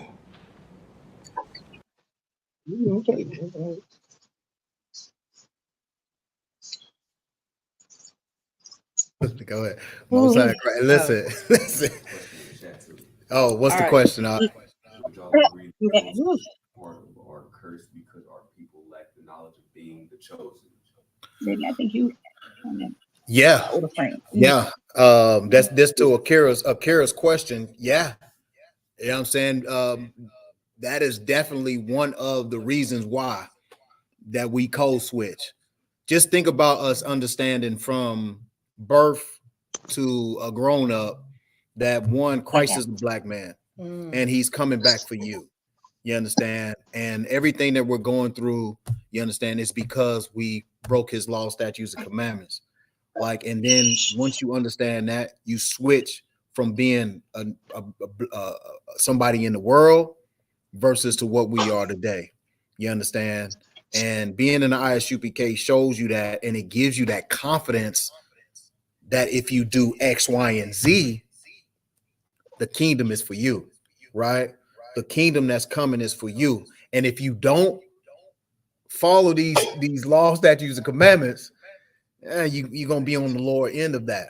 You understand? And that's the point. Yes, that's the reason why a lot of us do code switch, because we don't feel that we are the salt of the earth. We don't feel that we are not Gentiles. We are the chosen people. Like that's what the church teaches us, is that we are Gentiles. So we feel that God loves everybody.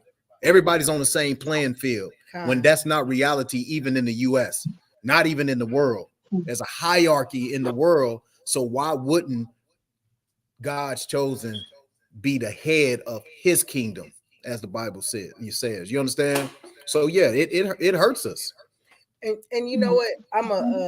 I was thinking when I was coming up here, I was like, damn, when do I recall code switching? Because like as a kid, I don't really think about I did it in high school, and then even when I was in like college, I don't even know if I really code switched because a lot of my friends were a certain group, Mhm. you know, and we was kind of hood. I won't say like that, but we was kind of hood. So it was like I didn't have to be doing that, but I remember like as soon as I got in the workforce, as soon as I started working, I observed like who was moving up, how like they carried themselves. And then I remember being critiqued on like the things that I wore. Mm. And then I had a couple of sisters that were mentors, and they'd be like, you got to start doing this. You can't talk with your hands. You know, you're a really tall girl. You got to lower your tone. So it was so much that was like shaping of me. And I remember they would tell me like, you know, you have so much potential, and if you want to go far, you're gonna have to be like this. And so I remember just like my late 20s, just being like, okay, I remember practicing my white voice, like literally like getting it down so that I could switch it. Right. And so I do think like when you think you're on the same playing field as them, you know, we're always taught that, oh, you got to be 10 times better, 10 times work 10 times harder. So that's the curse, is that you're thinking like, oh, okay, well, I got to be like this. I got to compete with them, and not realizing you the better one. Right. And this is what question I wanted to ask the sister Tamika. She was, you know, I mean, you was raised on the island, right? You was raised in the islands, right? Tornado on concert. Right. So I can't hear her either. I can't hear y'all. Did y'all mute your mic? Can you hear me? No, it's not muted. Can y'all hear Can't them? hear us, sir. Salakia. He didn't make me get up. No, now you're gonna mute it. It wasn't muted. You see anything on your side? Now they are muted on one side. That means it might be muted. Yeah. Can you hear us now? There you go. Now they should be up. Can you hear us? Can you hear this? I'm gonna try to mute them now. Say something. Come back in. Something. Mike, Say something. Mike, She's saying, is it turned up? Yeah. Or you can can hear hear them us, now. but we can't hear them. Like that's what I wanted to ask her. Key, real quick. Look at Okay, can there's you a hear little X on here. You know what I mean? Like that's why I wanted to ask her. Like she was raised on the island. Do You they have to do understand? that code So switching there? what was she taught on the way over here? Yeah, see, so they can hear her. Oh wait, hold up. Oh, so they can Go hear ahead. me? What was you saying, sis? Because I can't even see the chat. Yeah. So they can hear me? I can't even see the chat. Okay, Most High in Christ. Okay, Okay, you good, sis? You good, sis Salakia. I'm good. Okay.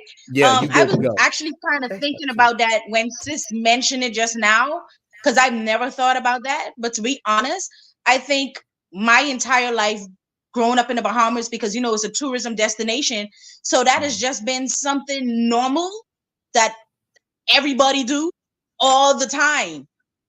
And then my father's mother is an Edomite, so I mean, I never thought about it till she was mentioning it just now. But you know, to make the tourists comfortable, like you switch that shit up quick. You know what I mean? Just for them to understand, because the worst thing is you talking to somebody and they just be like, "What? Like what you say?" Or they try to imitate us.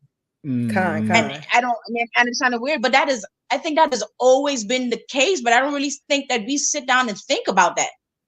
We just naturally do it. You know what I mean? So yeah, like I said, I never thought about it till she mentioned it, like practicing it. But that was something like you almost didn't have to practice growing up in the Caribbean. You just always, even your actions, you know what I mean? You just automatically, your mind goes straight to pleasing them. Yeah. You know, and so Sister Tamika's a Benjamite. I'm a Benjamite as well. And like I said earlier, and I noticed that Kazak and Kanai both said that they never really co-switch. And I had mentioned to my earlier that my mom never co-switch. I can't remember. My mom is a Judite. I've never seen her co-switch. She was always like the same person at work, and I used to go to work. But my father code switched, and I remember him talking about moving to America from the islands, and that's the thing, like, so people could understand them, so that they wouldn't be mistreated and different stuff. He wanted to speak perfect English. He even gets on to us now. I was telling him, like, if I say, because I'll be like, four, and he'll be like, it's four. It's not four, it's four. He'll correct me. And so it made Go ahead. I was just gonna say, I don't necessarily take speaking correct grammar as code switching. Now, when you changing the pitch of your voice to sound like a white man, then yeah. But speaking correct grammar and mastering the English language is just your intelligence. That's just you being able to master something that don't even belong to you. Intelligently, Yeah. Right. We speak Hebrew. That's our language. That's our native language. But we able to master their language too. So that just goes to your intelligence. I don't think that necessarily I agree. And you know what? And not only that, being raised in the Caribbean, we come up under the British ruling. So even our education and stuff is under the British. So really, we look at the American English as a bastard language. Like, you want me to speak for you to understand, but I really master English better than you. You know what I mean? Right. So I don't take them too serious. That just speaks to our greatness. That's it. Yeah. Damn right. And I think it's instinctual for us to just like if we're gonna play basketball, we about to show the hell out. If we're gonna sing, we can't just sing the national anthem or something. We ain't just gonna say, okay. What was I telling? We was listening to some saxophone playing today, me and Quincy, and I was like, damn, when black folks play the saxophone, they got to add extra notes and go, we gonna master that shit. Yeah. That's what we do. We gonna do them riffs, boy. I want to get into this. Question right here. Oh, okay. So y'all all seen the clip. So pretty much his daddy was a shoe shine guy. You have a statement? Oh, yeah. White man, he was shining this white man's shoe. The white man spit on him because he said he needed a little more spit in his shine. And he said he thought his daddy, who had a temper, was going to whoop this white man's ass, but his daddy looked up and smiled. So he went home. His grandmother said pretty much, he got to live. You know what I'm saying? It's not no regrets, when making a white man comfortable, because you get to live. And the brother's asking him, like, well, what about your pride? How do you handle just dying off? He said, I'd rather die off a little than die all at once. So what you think about that? So Lockie, I look at it like this. His daddy should have hauled off and knocked that white man the fuck out.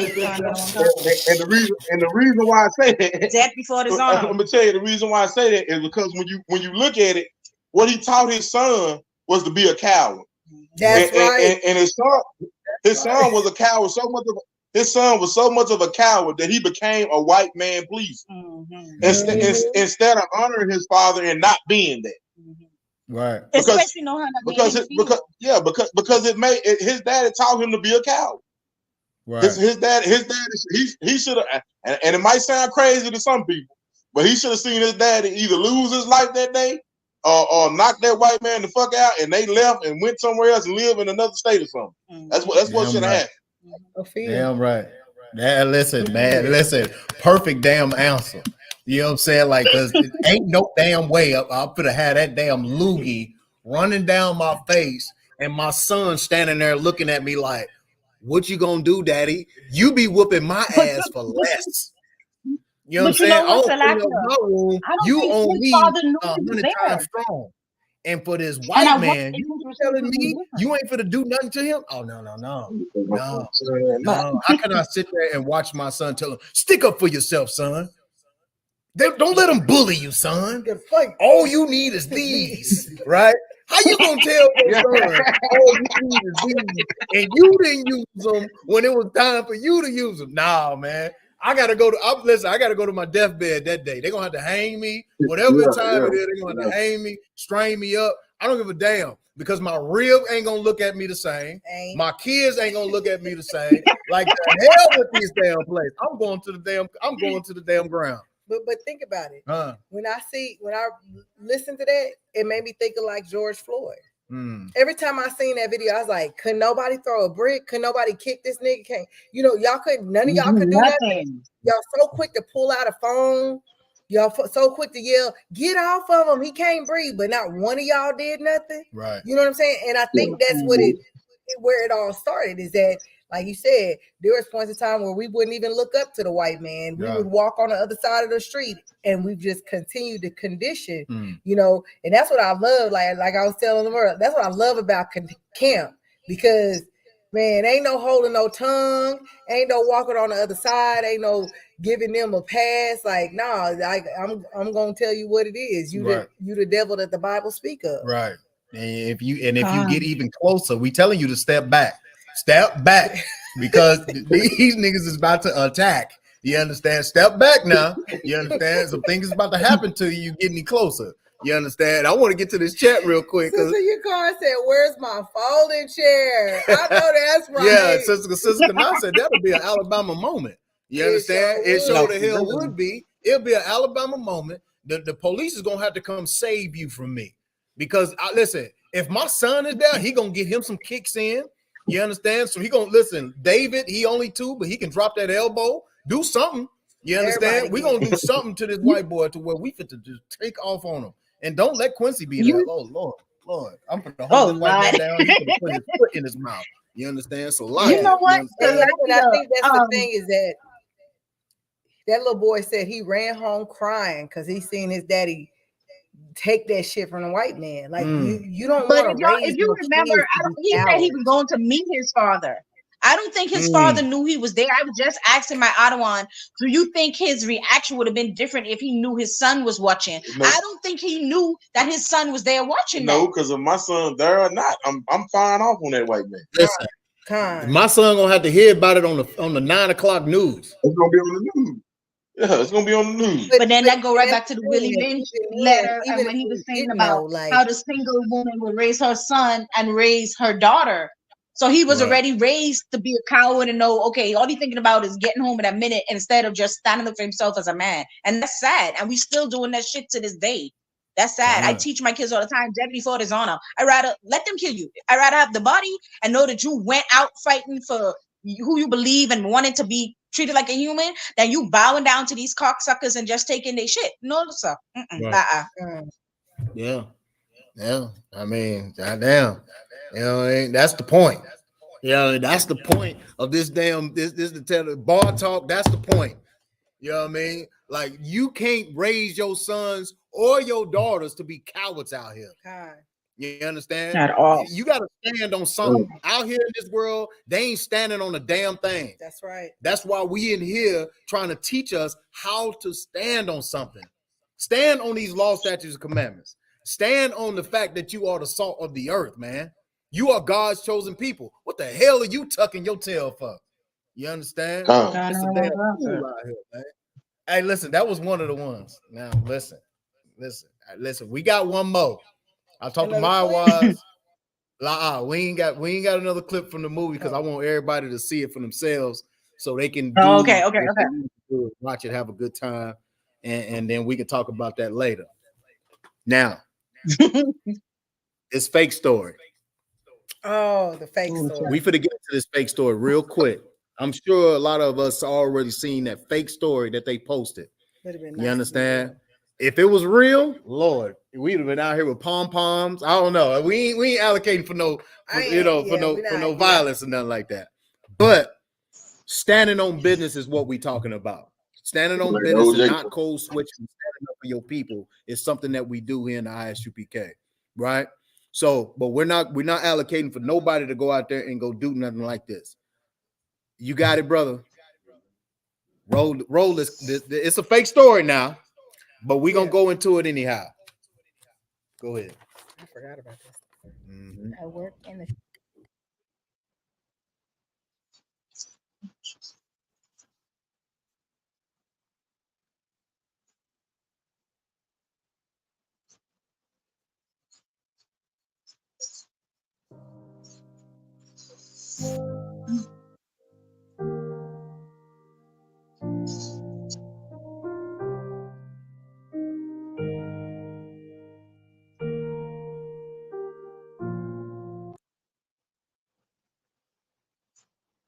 with it, or is it? Okay, yeah. So no, it's just a small clip. Oh, okay. But Okay. the Yeah, it's story just a is mugshot. that a brother's son. This is a fake story, but it's a brother's son got killed by a police officer and waited 3 to 4 years or something like that, and he 4 killed the years. police officer's daughter at her prom. Was it prom or And his graduation? daughter. So the son Prom. really been Stepping out stopped the at a limo. traffic stop by that police officer. The police officer ended up shooting and killing the son, got acquitted. Now, this is all fake. This was all like a fake news story that somebody created. They said that the man had been watching the police officer's Family. page Mhm. and waited till his daughter went to prom, came and killed her at her prom, waited for the police to come and arrest him. So Yeah. it was like a time to kill type of thing. It was just like that. You know what I'm saying? And I talked to Officer Mawaz the other day. He was like, "Yeah, it's a fake story. My brother did some research on it. You understand?" And the people that posted it or made the story up said it was like a what would they say, like a project? A social experiment. Like a social experiment. So my question to everybody, first, of course, the House of Maya was, what do you think the motive was by releasing this story?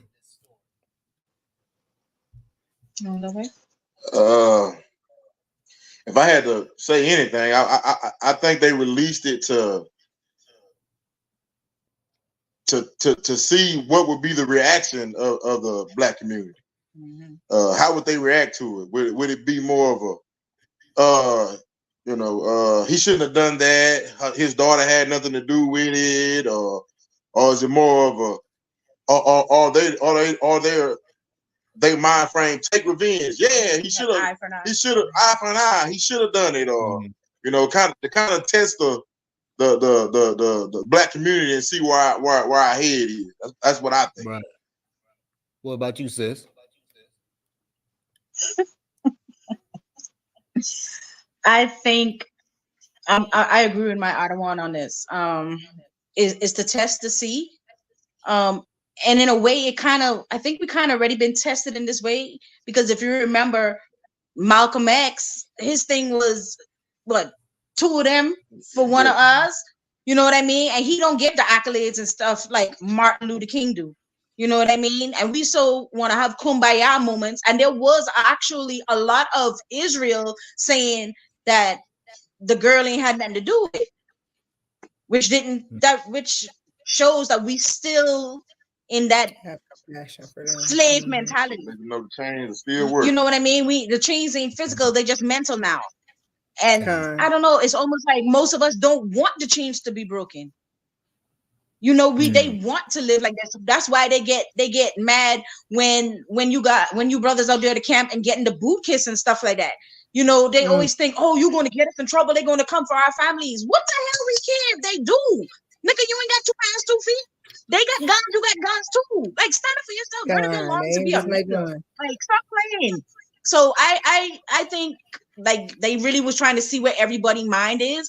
And I don't know the percentages as far as numbers is concerned, but I think they kind of got their answer. They just wanted to see if we still have the mentality that they wanted us to have, to see how far that we've come with it. You know what I mean? That's what I think it was about. What about you? What's crazy is anytime I see anything, I go to the comments first to see what was said.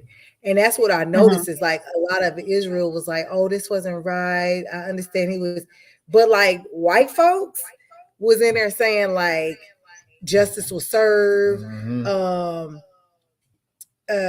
Just things to the nature of like, this could be what, injustice can do. It can cause you to go mad or go have a mental breakdown. Like they felt like he was justified in his actions, or, it's unfortunate that he lost. Like I think one person even said the sad thing is the father who shot the police officer is going to be free, and the father is going to go to jail. Like, no, he didn't get no time, you know, even though he wrongfully killed that little boy. And so it was just kind of crazy to see that, like, the white folks felt like, hey, that's what happened, tit for tat, eye for an eye. But the black people, because, you know, we believe God loves everybody and we got to love everybody. Oh, that was so wrong, you know? But I always say it's going to get to that point. Not saying it should, but people are going to get to a point where, okay, y'all keep coming for us, killing us. Y'all's information is public information. So yeah, I mean, it's perfect. You know what I'm saying? I agree with all of y'all because, you know what I mean, we have sat on our asses for too long when these things happen to us. Marching and doing all that, you know what I mean? Like we said, we ain't, you know, telling nobody to go out and go unalive anybody, go kill nobody. But we definitely have to do something. And doing something is coming in here. Coming into the ISUPK under Commander Junior Hunter, man, is so important to our people to understand. Once you get in here and start doing what he say, then we ain't got to worry about that. We ain't got to worry about our enemy doing anything to us. You understand? But the problem is that we, just like the sister said in the chat, we'll validate they shit before we dissect it. But when our own people do something, we ain't got nothing to say except we embarrassed. You understand? And that's the point. The point is that if this story was right, or what if this story was today, we'll have more people of our people against him versus for him. And the white people, they understand justice. White people has been getting justice every time they enter into the courtroom. Black people don't understand justice. And they don't understand that, listen, a life for a damn life. You understand? And they don't understand a black man standing up for himself, right? That's why Cap said that it don't matter what you say or what you do. They still going to hate you. Either you act like your damn self or you act like them. They still going to hate you. But they do fear a black man standing up for himself. You think about a black man doing this. That if that story was true, God, boy, I'm ready for it, boy.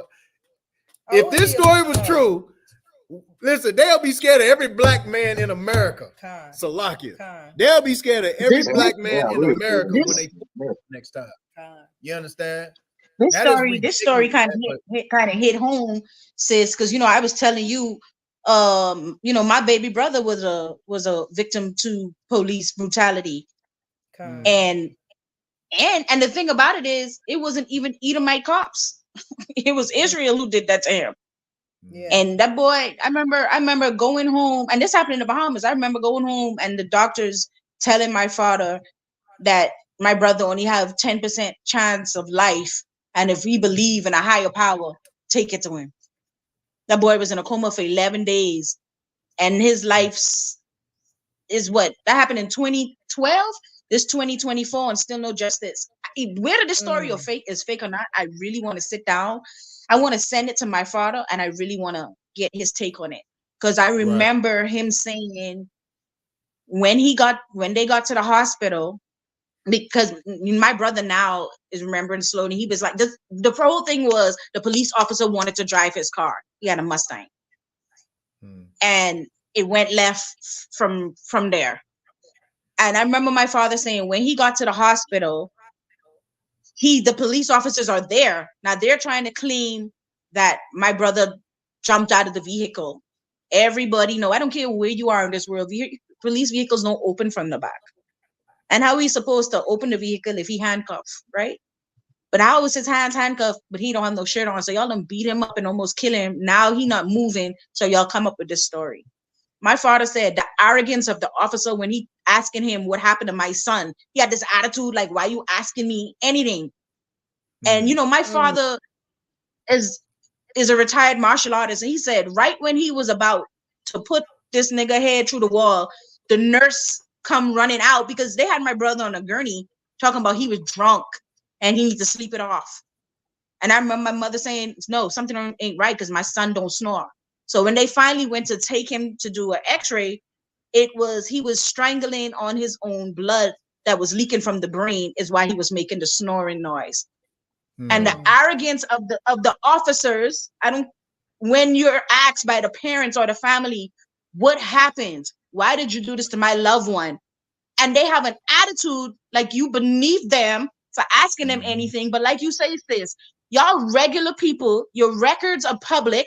When you out of this uniform and don't have no gun, like, do you have the same energy if somebody was to confront you in the street? I don't think they think about that. They hide behind these weapons and this uniform like that really supposed to protect you. You know, over here, what they had that thing with what the blue. They with the blue, they ain't black and white, they blue. Oh, the blue I wonder how officers, Israel officers, when you put on this blue and you go to work and you know your partners don't like you or they doing all this stuff, they don't have your back when you calling for backup and all this shit, and you out here cooning. How you really sleep at night? Like, how you live with yourself for real? When you coming against your own people? Because you ever notice that the Israelite, the Hebrew officer always go more to the extreme than the Edomite officer? Like the ones in, I don't know if he's trying to prove his worth to his partner or what that is about. Yeah. You know what I mean? But yeah, I just wanted to know. I like I said, I want to ask my father that, because still no justice, and this is 2024. Like I said, that happened in 2012. You know, and I hate that even happened to your brother, but I think that's the reality is like the problem with black folks is when we get something from the white man, when we get a little title, we get like I always tell people that one of my worst bosses was a black woman. Like she just did me so horrible. But that's what happens every time we get a little something from the white man. It's like some of the people that was cracking the whips was black people. You know what I'm saying? Right. And some of the people that was catching, that was the slave catchers, were black people. You know, and if we get a little title from the white man, we think we're something. We think we're doing something. But as soon as something go down, just like them cops in Memphis, they letting them brothers go down. Oh yeah, they crying. They like take all 5 of them, take all of them. We don't give a damn. Right. They don't even fight for us, and we sitting out here fighting in they military, fighting in they damn police system, prison system with our own people. Right. And listen, and if I could, the sister Akira said something earlier. You understand about how they coon in the damn military to get rank and accolades and things of that nature. You understand? They do that everywhere, just like that police station. You understand? Like they do that. So once they get over the top of other niggas, like they ain't finna oppress the damn the white people that's underneath them. Oh, not at all. They're gonna oppress their own, because why? It's a white system. You cannot oppress the system. You understand? You got to oppress the ones that are not in the system, right? And so that's the point. These people hate us to the point that where they ready to change your black ass to get on me. They do that with the family structure, the black man and the black woman. You understand? They do that between us. They do it between in every facet of our life. They do it to us. You understand? So the problem is that we haven't realized that all the way from damn slavery all the way into now. We ain't realized it. And like the sister Kana said it earlier in the chat, the churches have destroyed our mental. Love everybody. That's right. You understand? Except your damn self. That's right. We can't even love our damn self. The churches tell you to love everybody except the nigga that's in your household. You understand? So yeah. You know what I mean?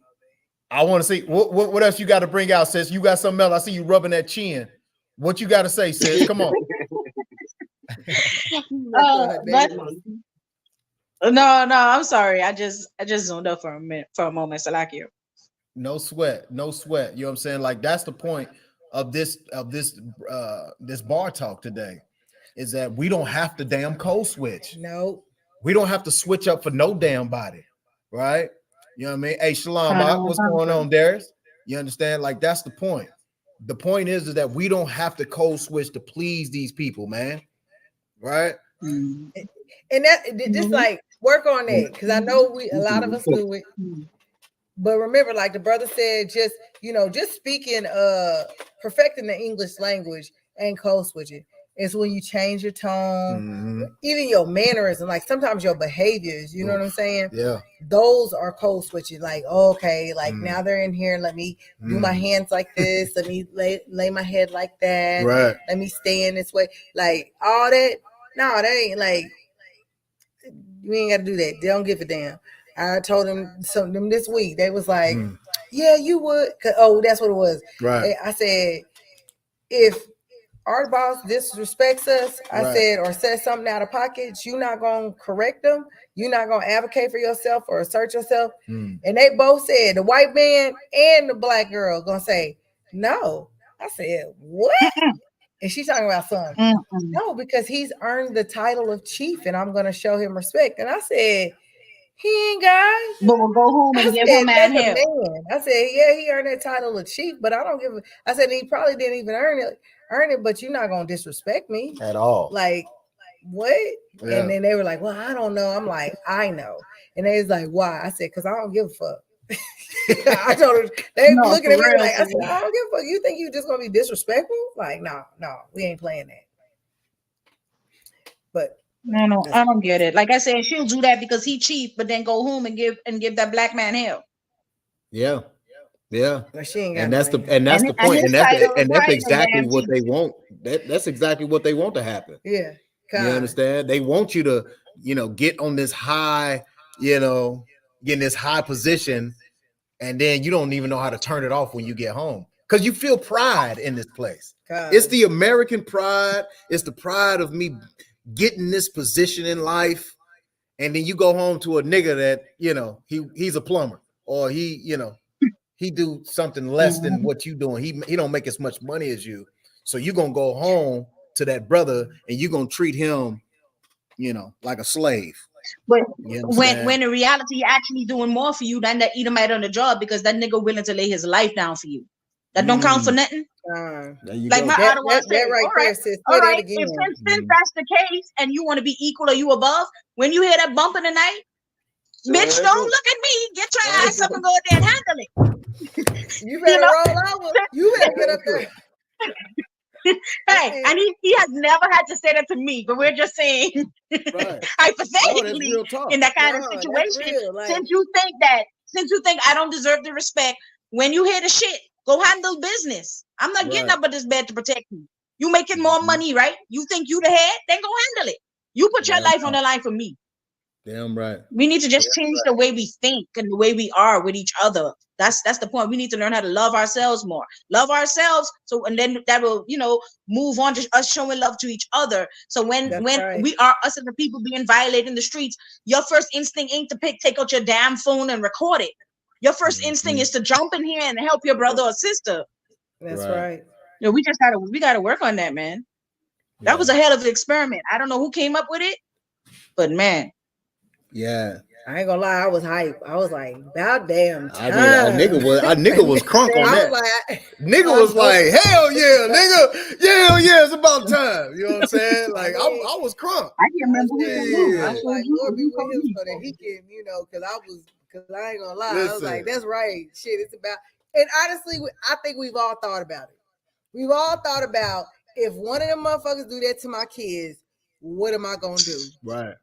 What I know I'm not gonna do is say, I accept y'all apology. I ain't gonna be hugging no damn Edomite and taking their forgiveness, because they're gonna cry white tears and say they sorry. But I ain't forgiving your ass. I'm gonna come on there and say, first of all, that Esau is the white man is the devil the Bible speaks of. That's what I'm starting. That's what I'm starting with before I say anything. I already tell my kids, y'all will see me on CNN shackled, and the minute they hear accent, you're Jamaican. Like Jamaica's the only island ever.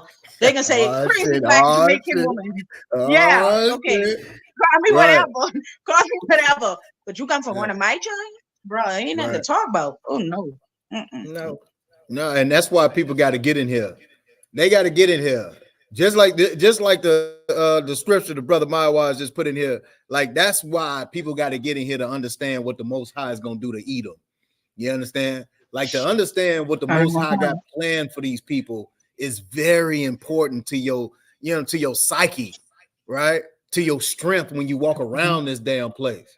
You understand? to understand these scriptures, man, it gives you all types of power when you walking around here, right? When you down on your luck, yeah, you gotta man, I gotta go to work again, or damn, this Edomite on my ass, the white man on my ass. Like these scriptures help you through the day.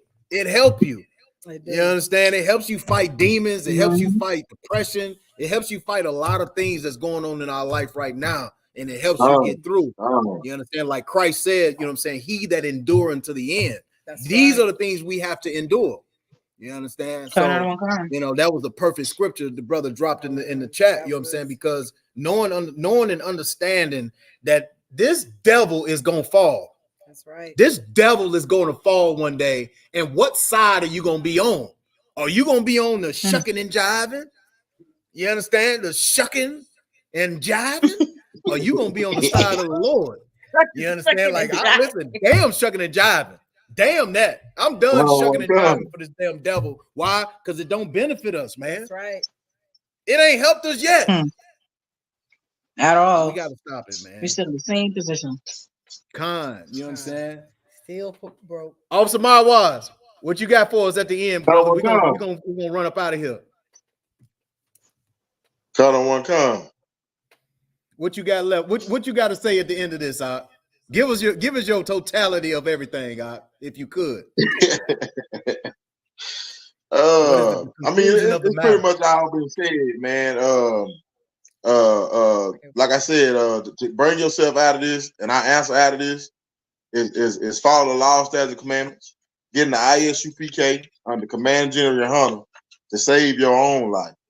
Because if you don't, you're going to continue in this cycle of having to code change, be a coon, living under this white man oppression.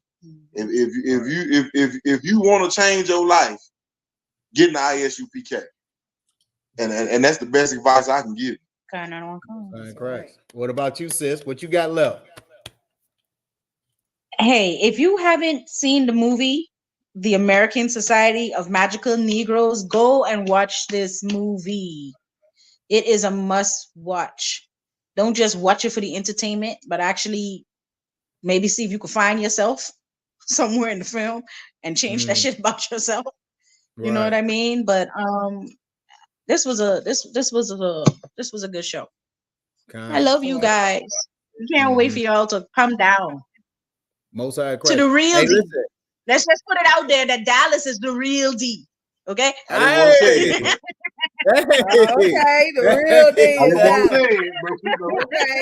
Hey, shout out. Dallas is D town. They actually call us the triple D. So okay. So just put that out there. Damn. She said the triple D. That's the real D. Game banging in here. Listen. You know what?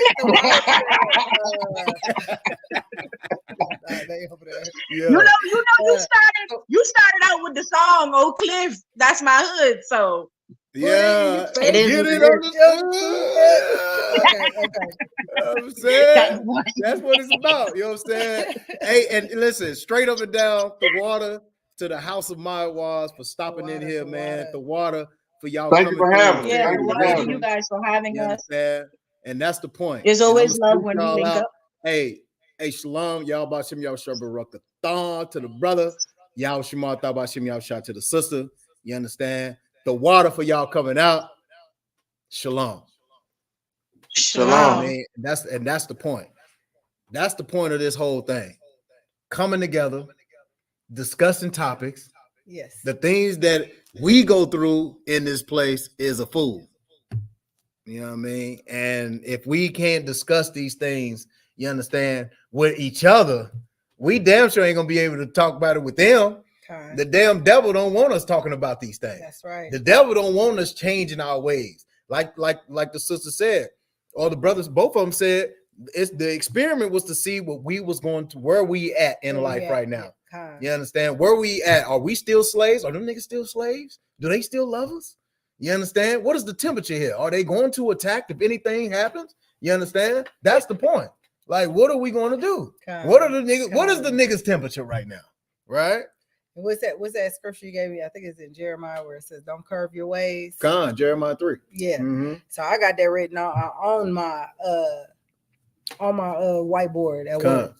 Because it's a reminder for me, like I know who I am. Right. And I know a lot of these brothers and sisters around me at work don't know who I am. Mm-hmm. And I know the white man may not know who I am, but when they leave, they're gonna know who I am. At the end of the day, they know how I move, they know what to expect, and they know what they can and cannot bring. Right. And I've already noticed just within my office, my circle of people on my team, they're moving accordingly to me. Yeah.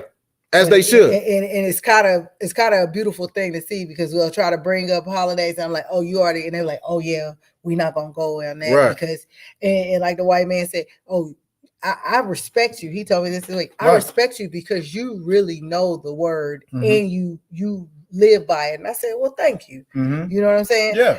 So the thing is they'll fall into place. Oh yeah. As long as you stand on something, stand on business, like they say, stand on business. Yeah. And you got to understand, the white man is already subservient to you. He's already your slave. He's already your slave. The Lord built them to be your damn slave. He built them to be under you all damn ready. Ooh, all you got to do is start taking your position right now. And you'll see that they'll curve to you and be like, oh yeah, I respect you so much. Well, bow down and kiss this damn boot. You understand? So can I get a boot kiss Yeah, at work? you damn right. Get a boot kiss. As long as you don't get you fired. You understand? We got bills to pay. You understand? But no, like they already your damn slave. God. You got to get a position to be able to own this place. He gave us dominion over this place, man. That's true. You understand? He gave us dominion over the damn earth. So why not take your position, black man, black woman? Take your position, and then listen, everything else will fall in place. You understand? Do what the Most High told your ass to do, and you can get everything you want. That's right. Problem is, you don't want to work for it. You understand? Problem is, we don't want to work for a damn thing. We think it's supposed to be given to us by the white man. No, he ain't gonna give us shit. The white man ain't gonna give you nothing, and the Most High definitely ain't gonna give you nothing if you ain't doing what he say to do. You understand? So that's the point, right? Go ahead, sis. We'll finish So up. we pretty much wrapping up, because we gotta go to that slavery tomorrow. Gotta go on that old Whitey. We gotta check in the Whitey. But remember, regardless of where you checking in tomorrow, if you're not, you go to the supermarket, whatever it is, dropping kids off school, picking them up, whatever. Don't change a thing. Right. Be yourself. Rock that be shield. That salt of the earth. Damn right. Get them Edomites in line. And last but not least, let me show my shirt. So you showing your shirt? This is the topic. Right. Hashtag the white man is the devil. The white man is the devil that the Bible speaks of. You and understand? that's what we're gonna go out on. Damn right. That's what we're gonna go out on. Hey, to everybody that came through, hey, shalom. The water for everybody. Y'all Shema about Shem Yahshua to the sisters. Y'all about Shem Yahshua Barak thumb to the brothers. You understand? ISUPK, OKC, Bar Talk. We out. Shalom. Hold it now. I want you. Yeah. Barak. Yeah.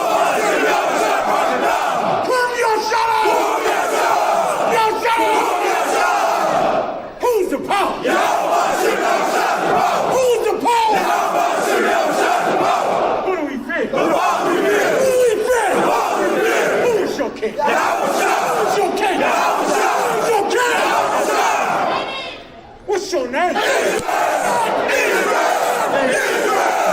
Y'all can retire.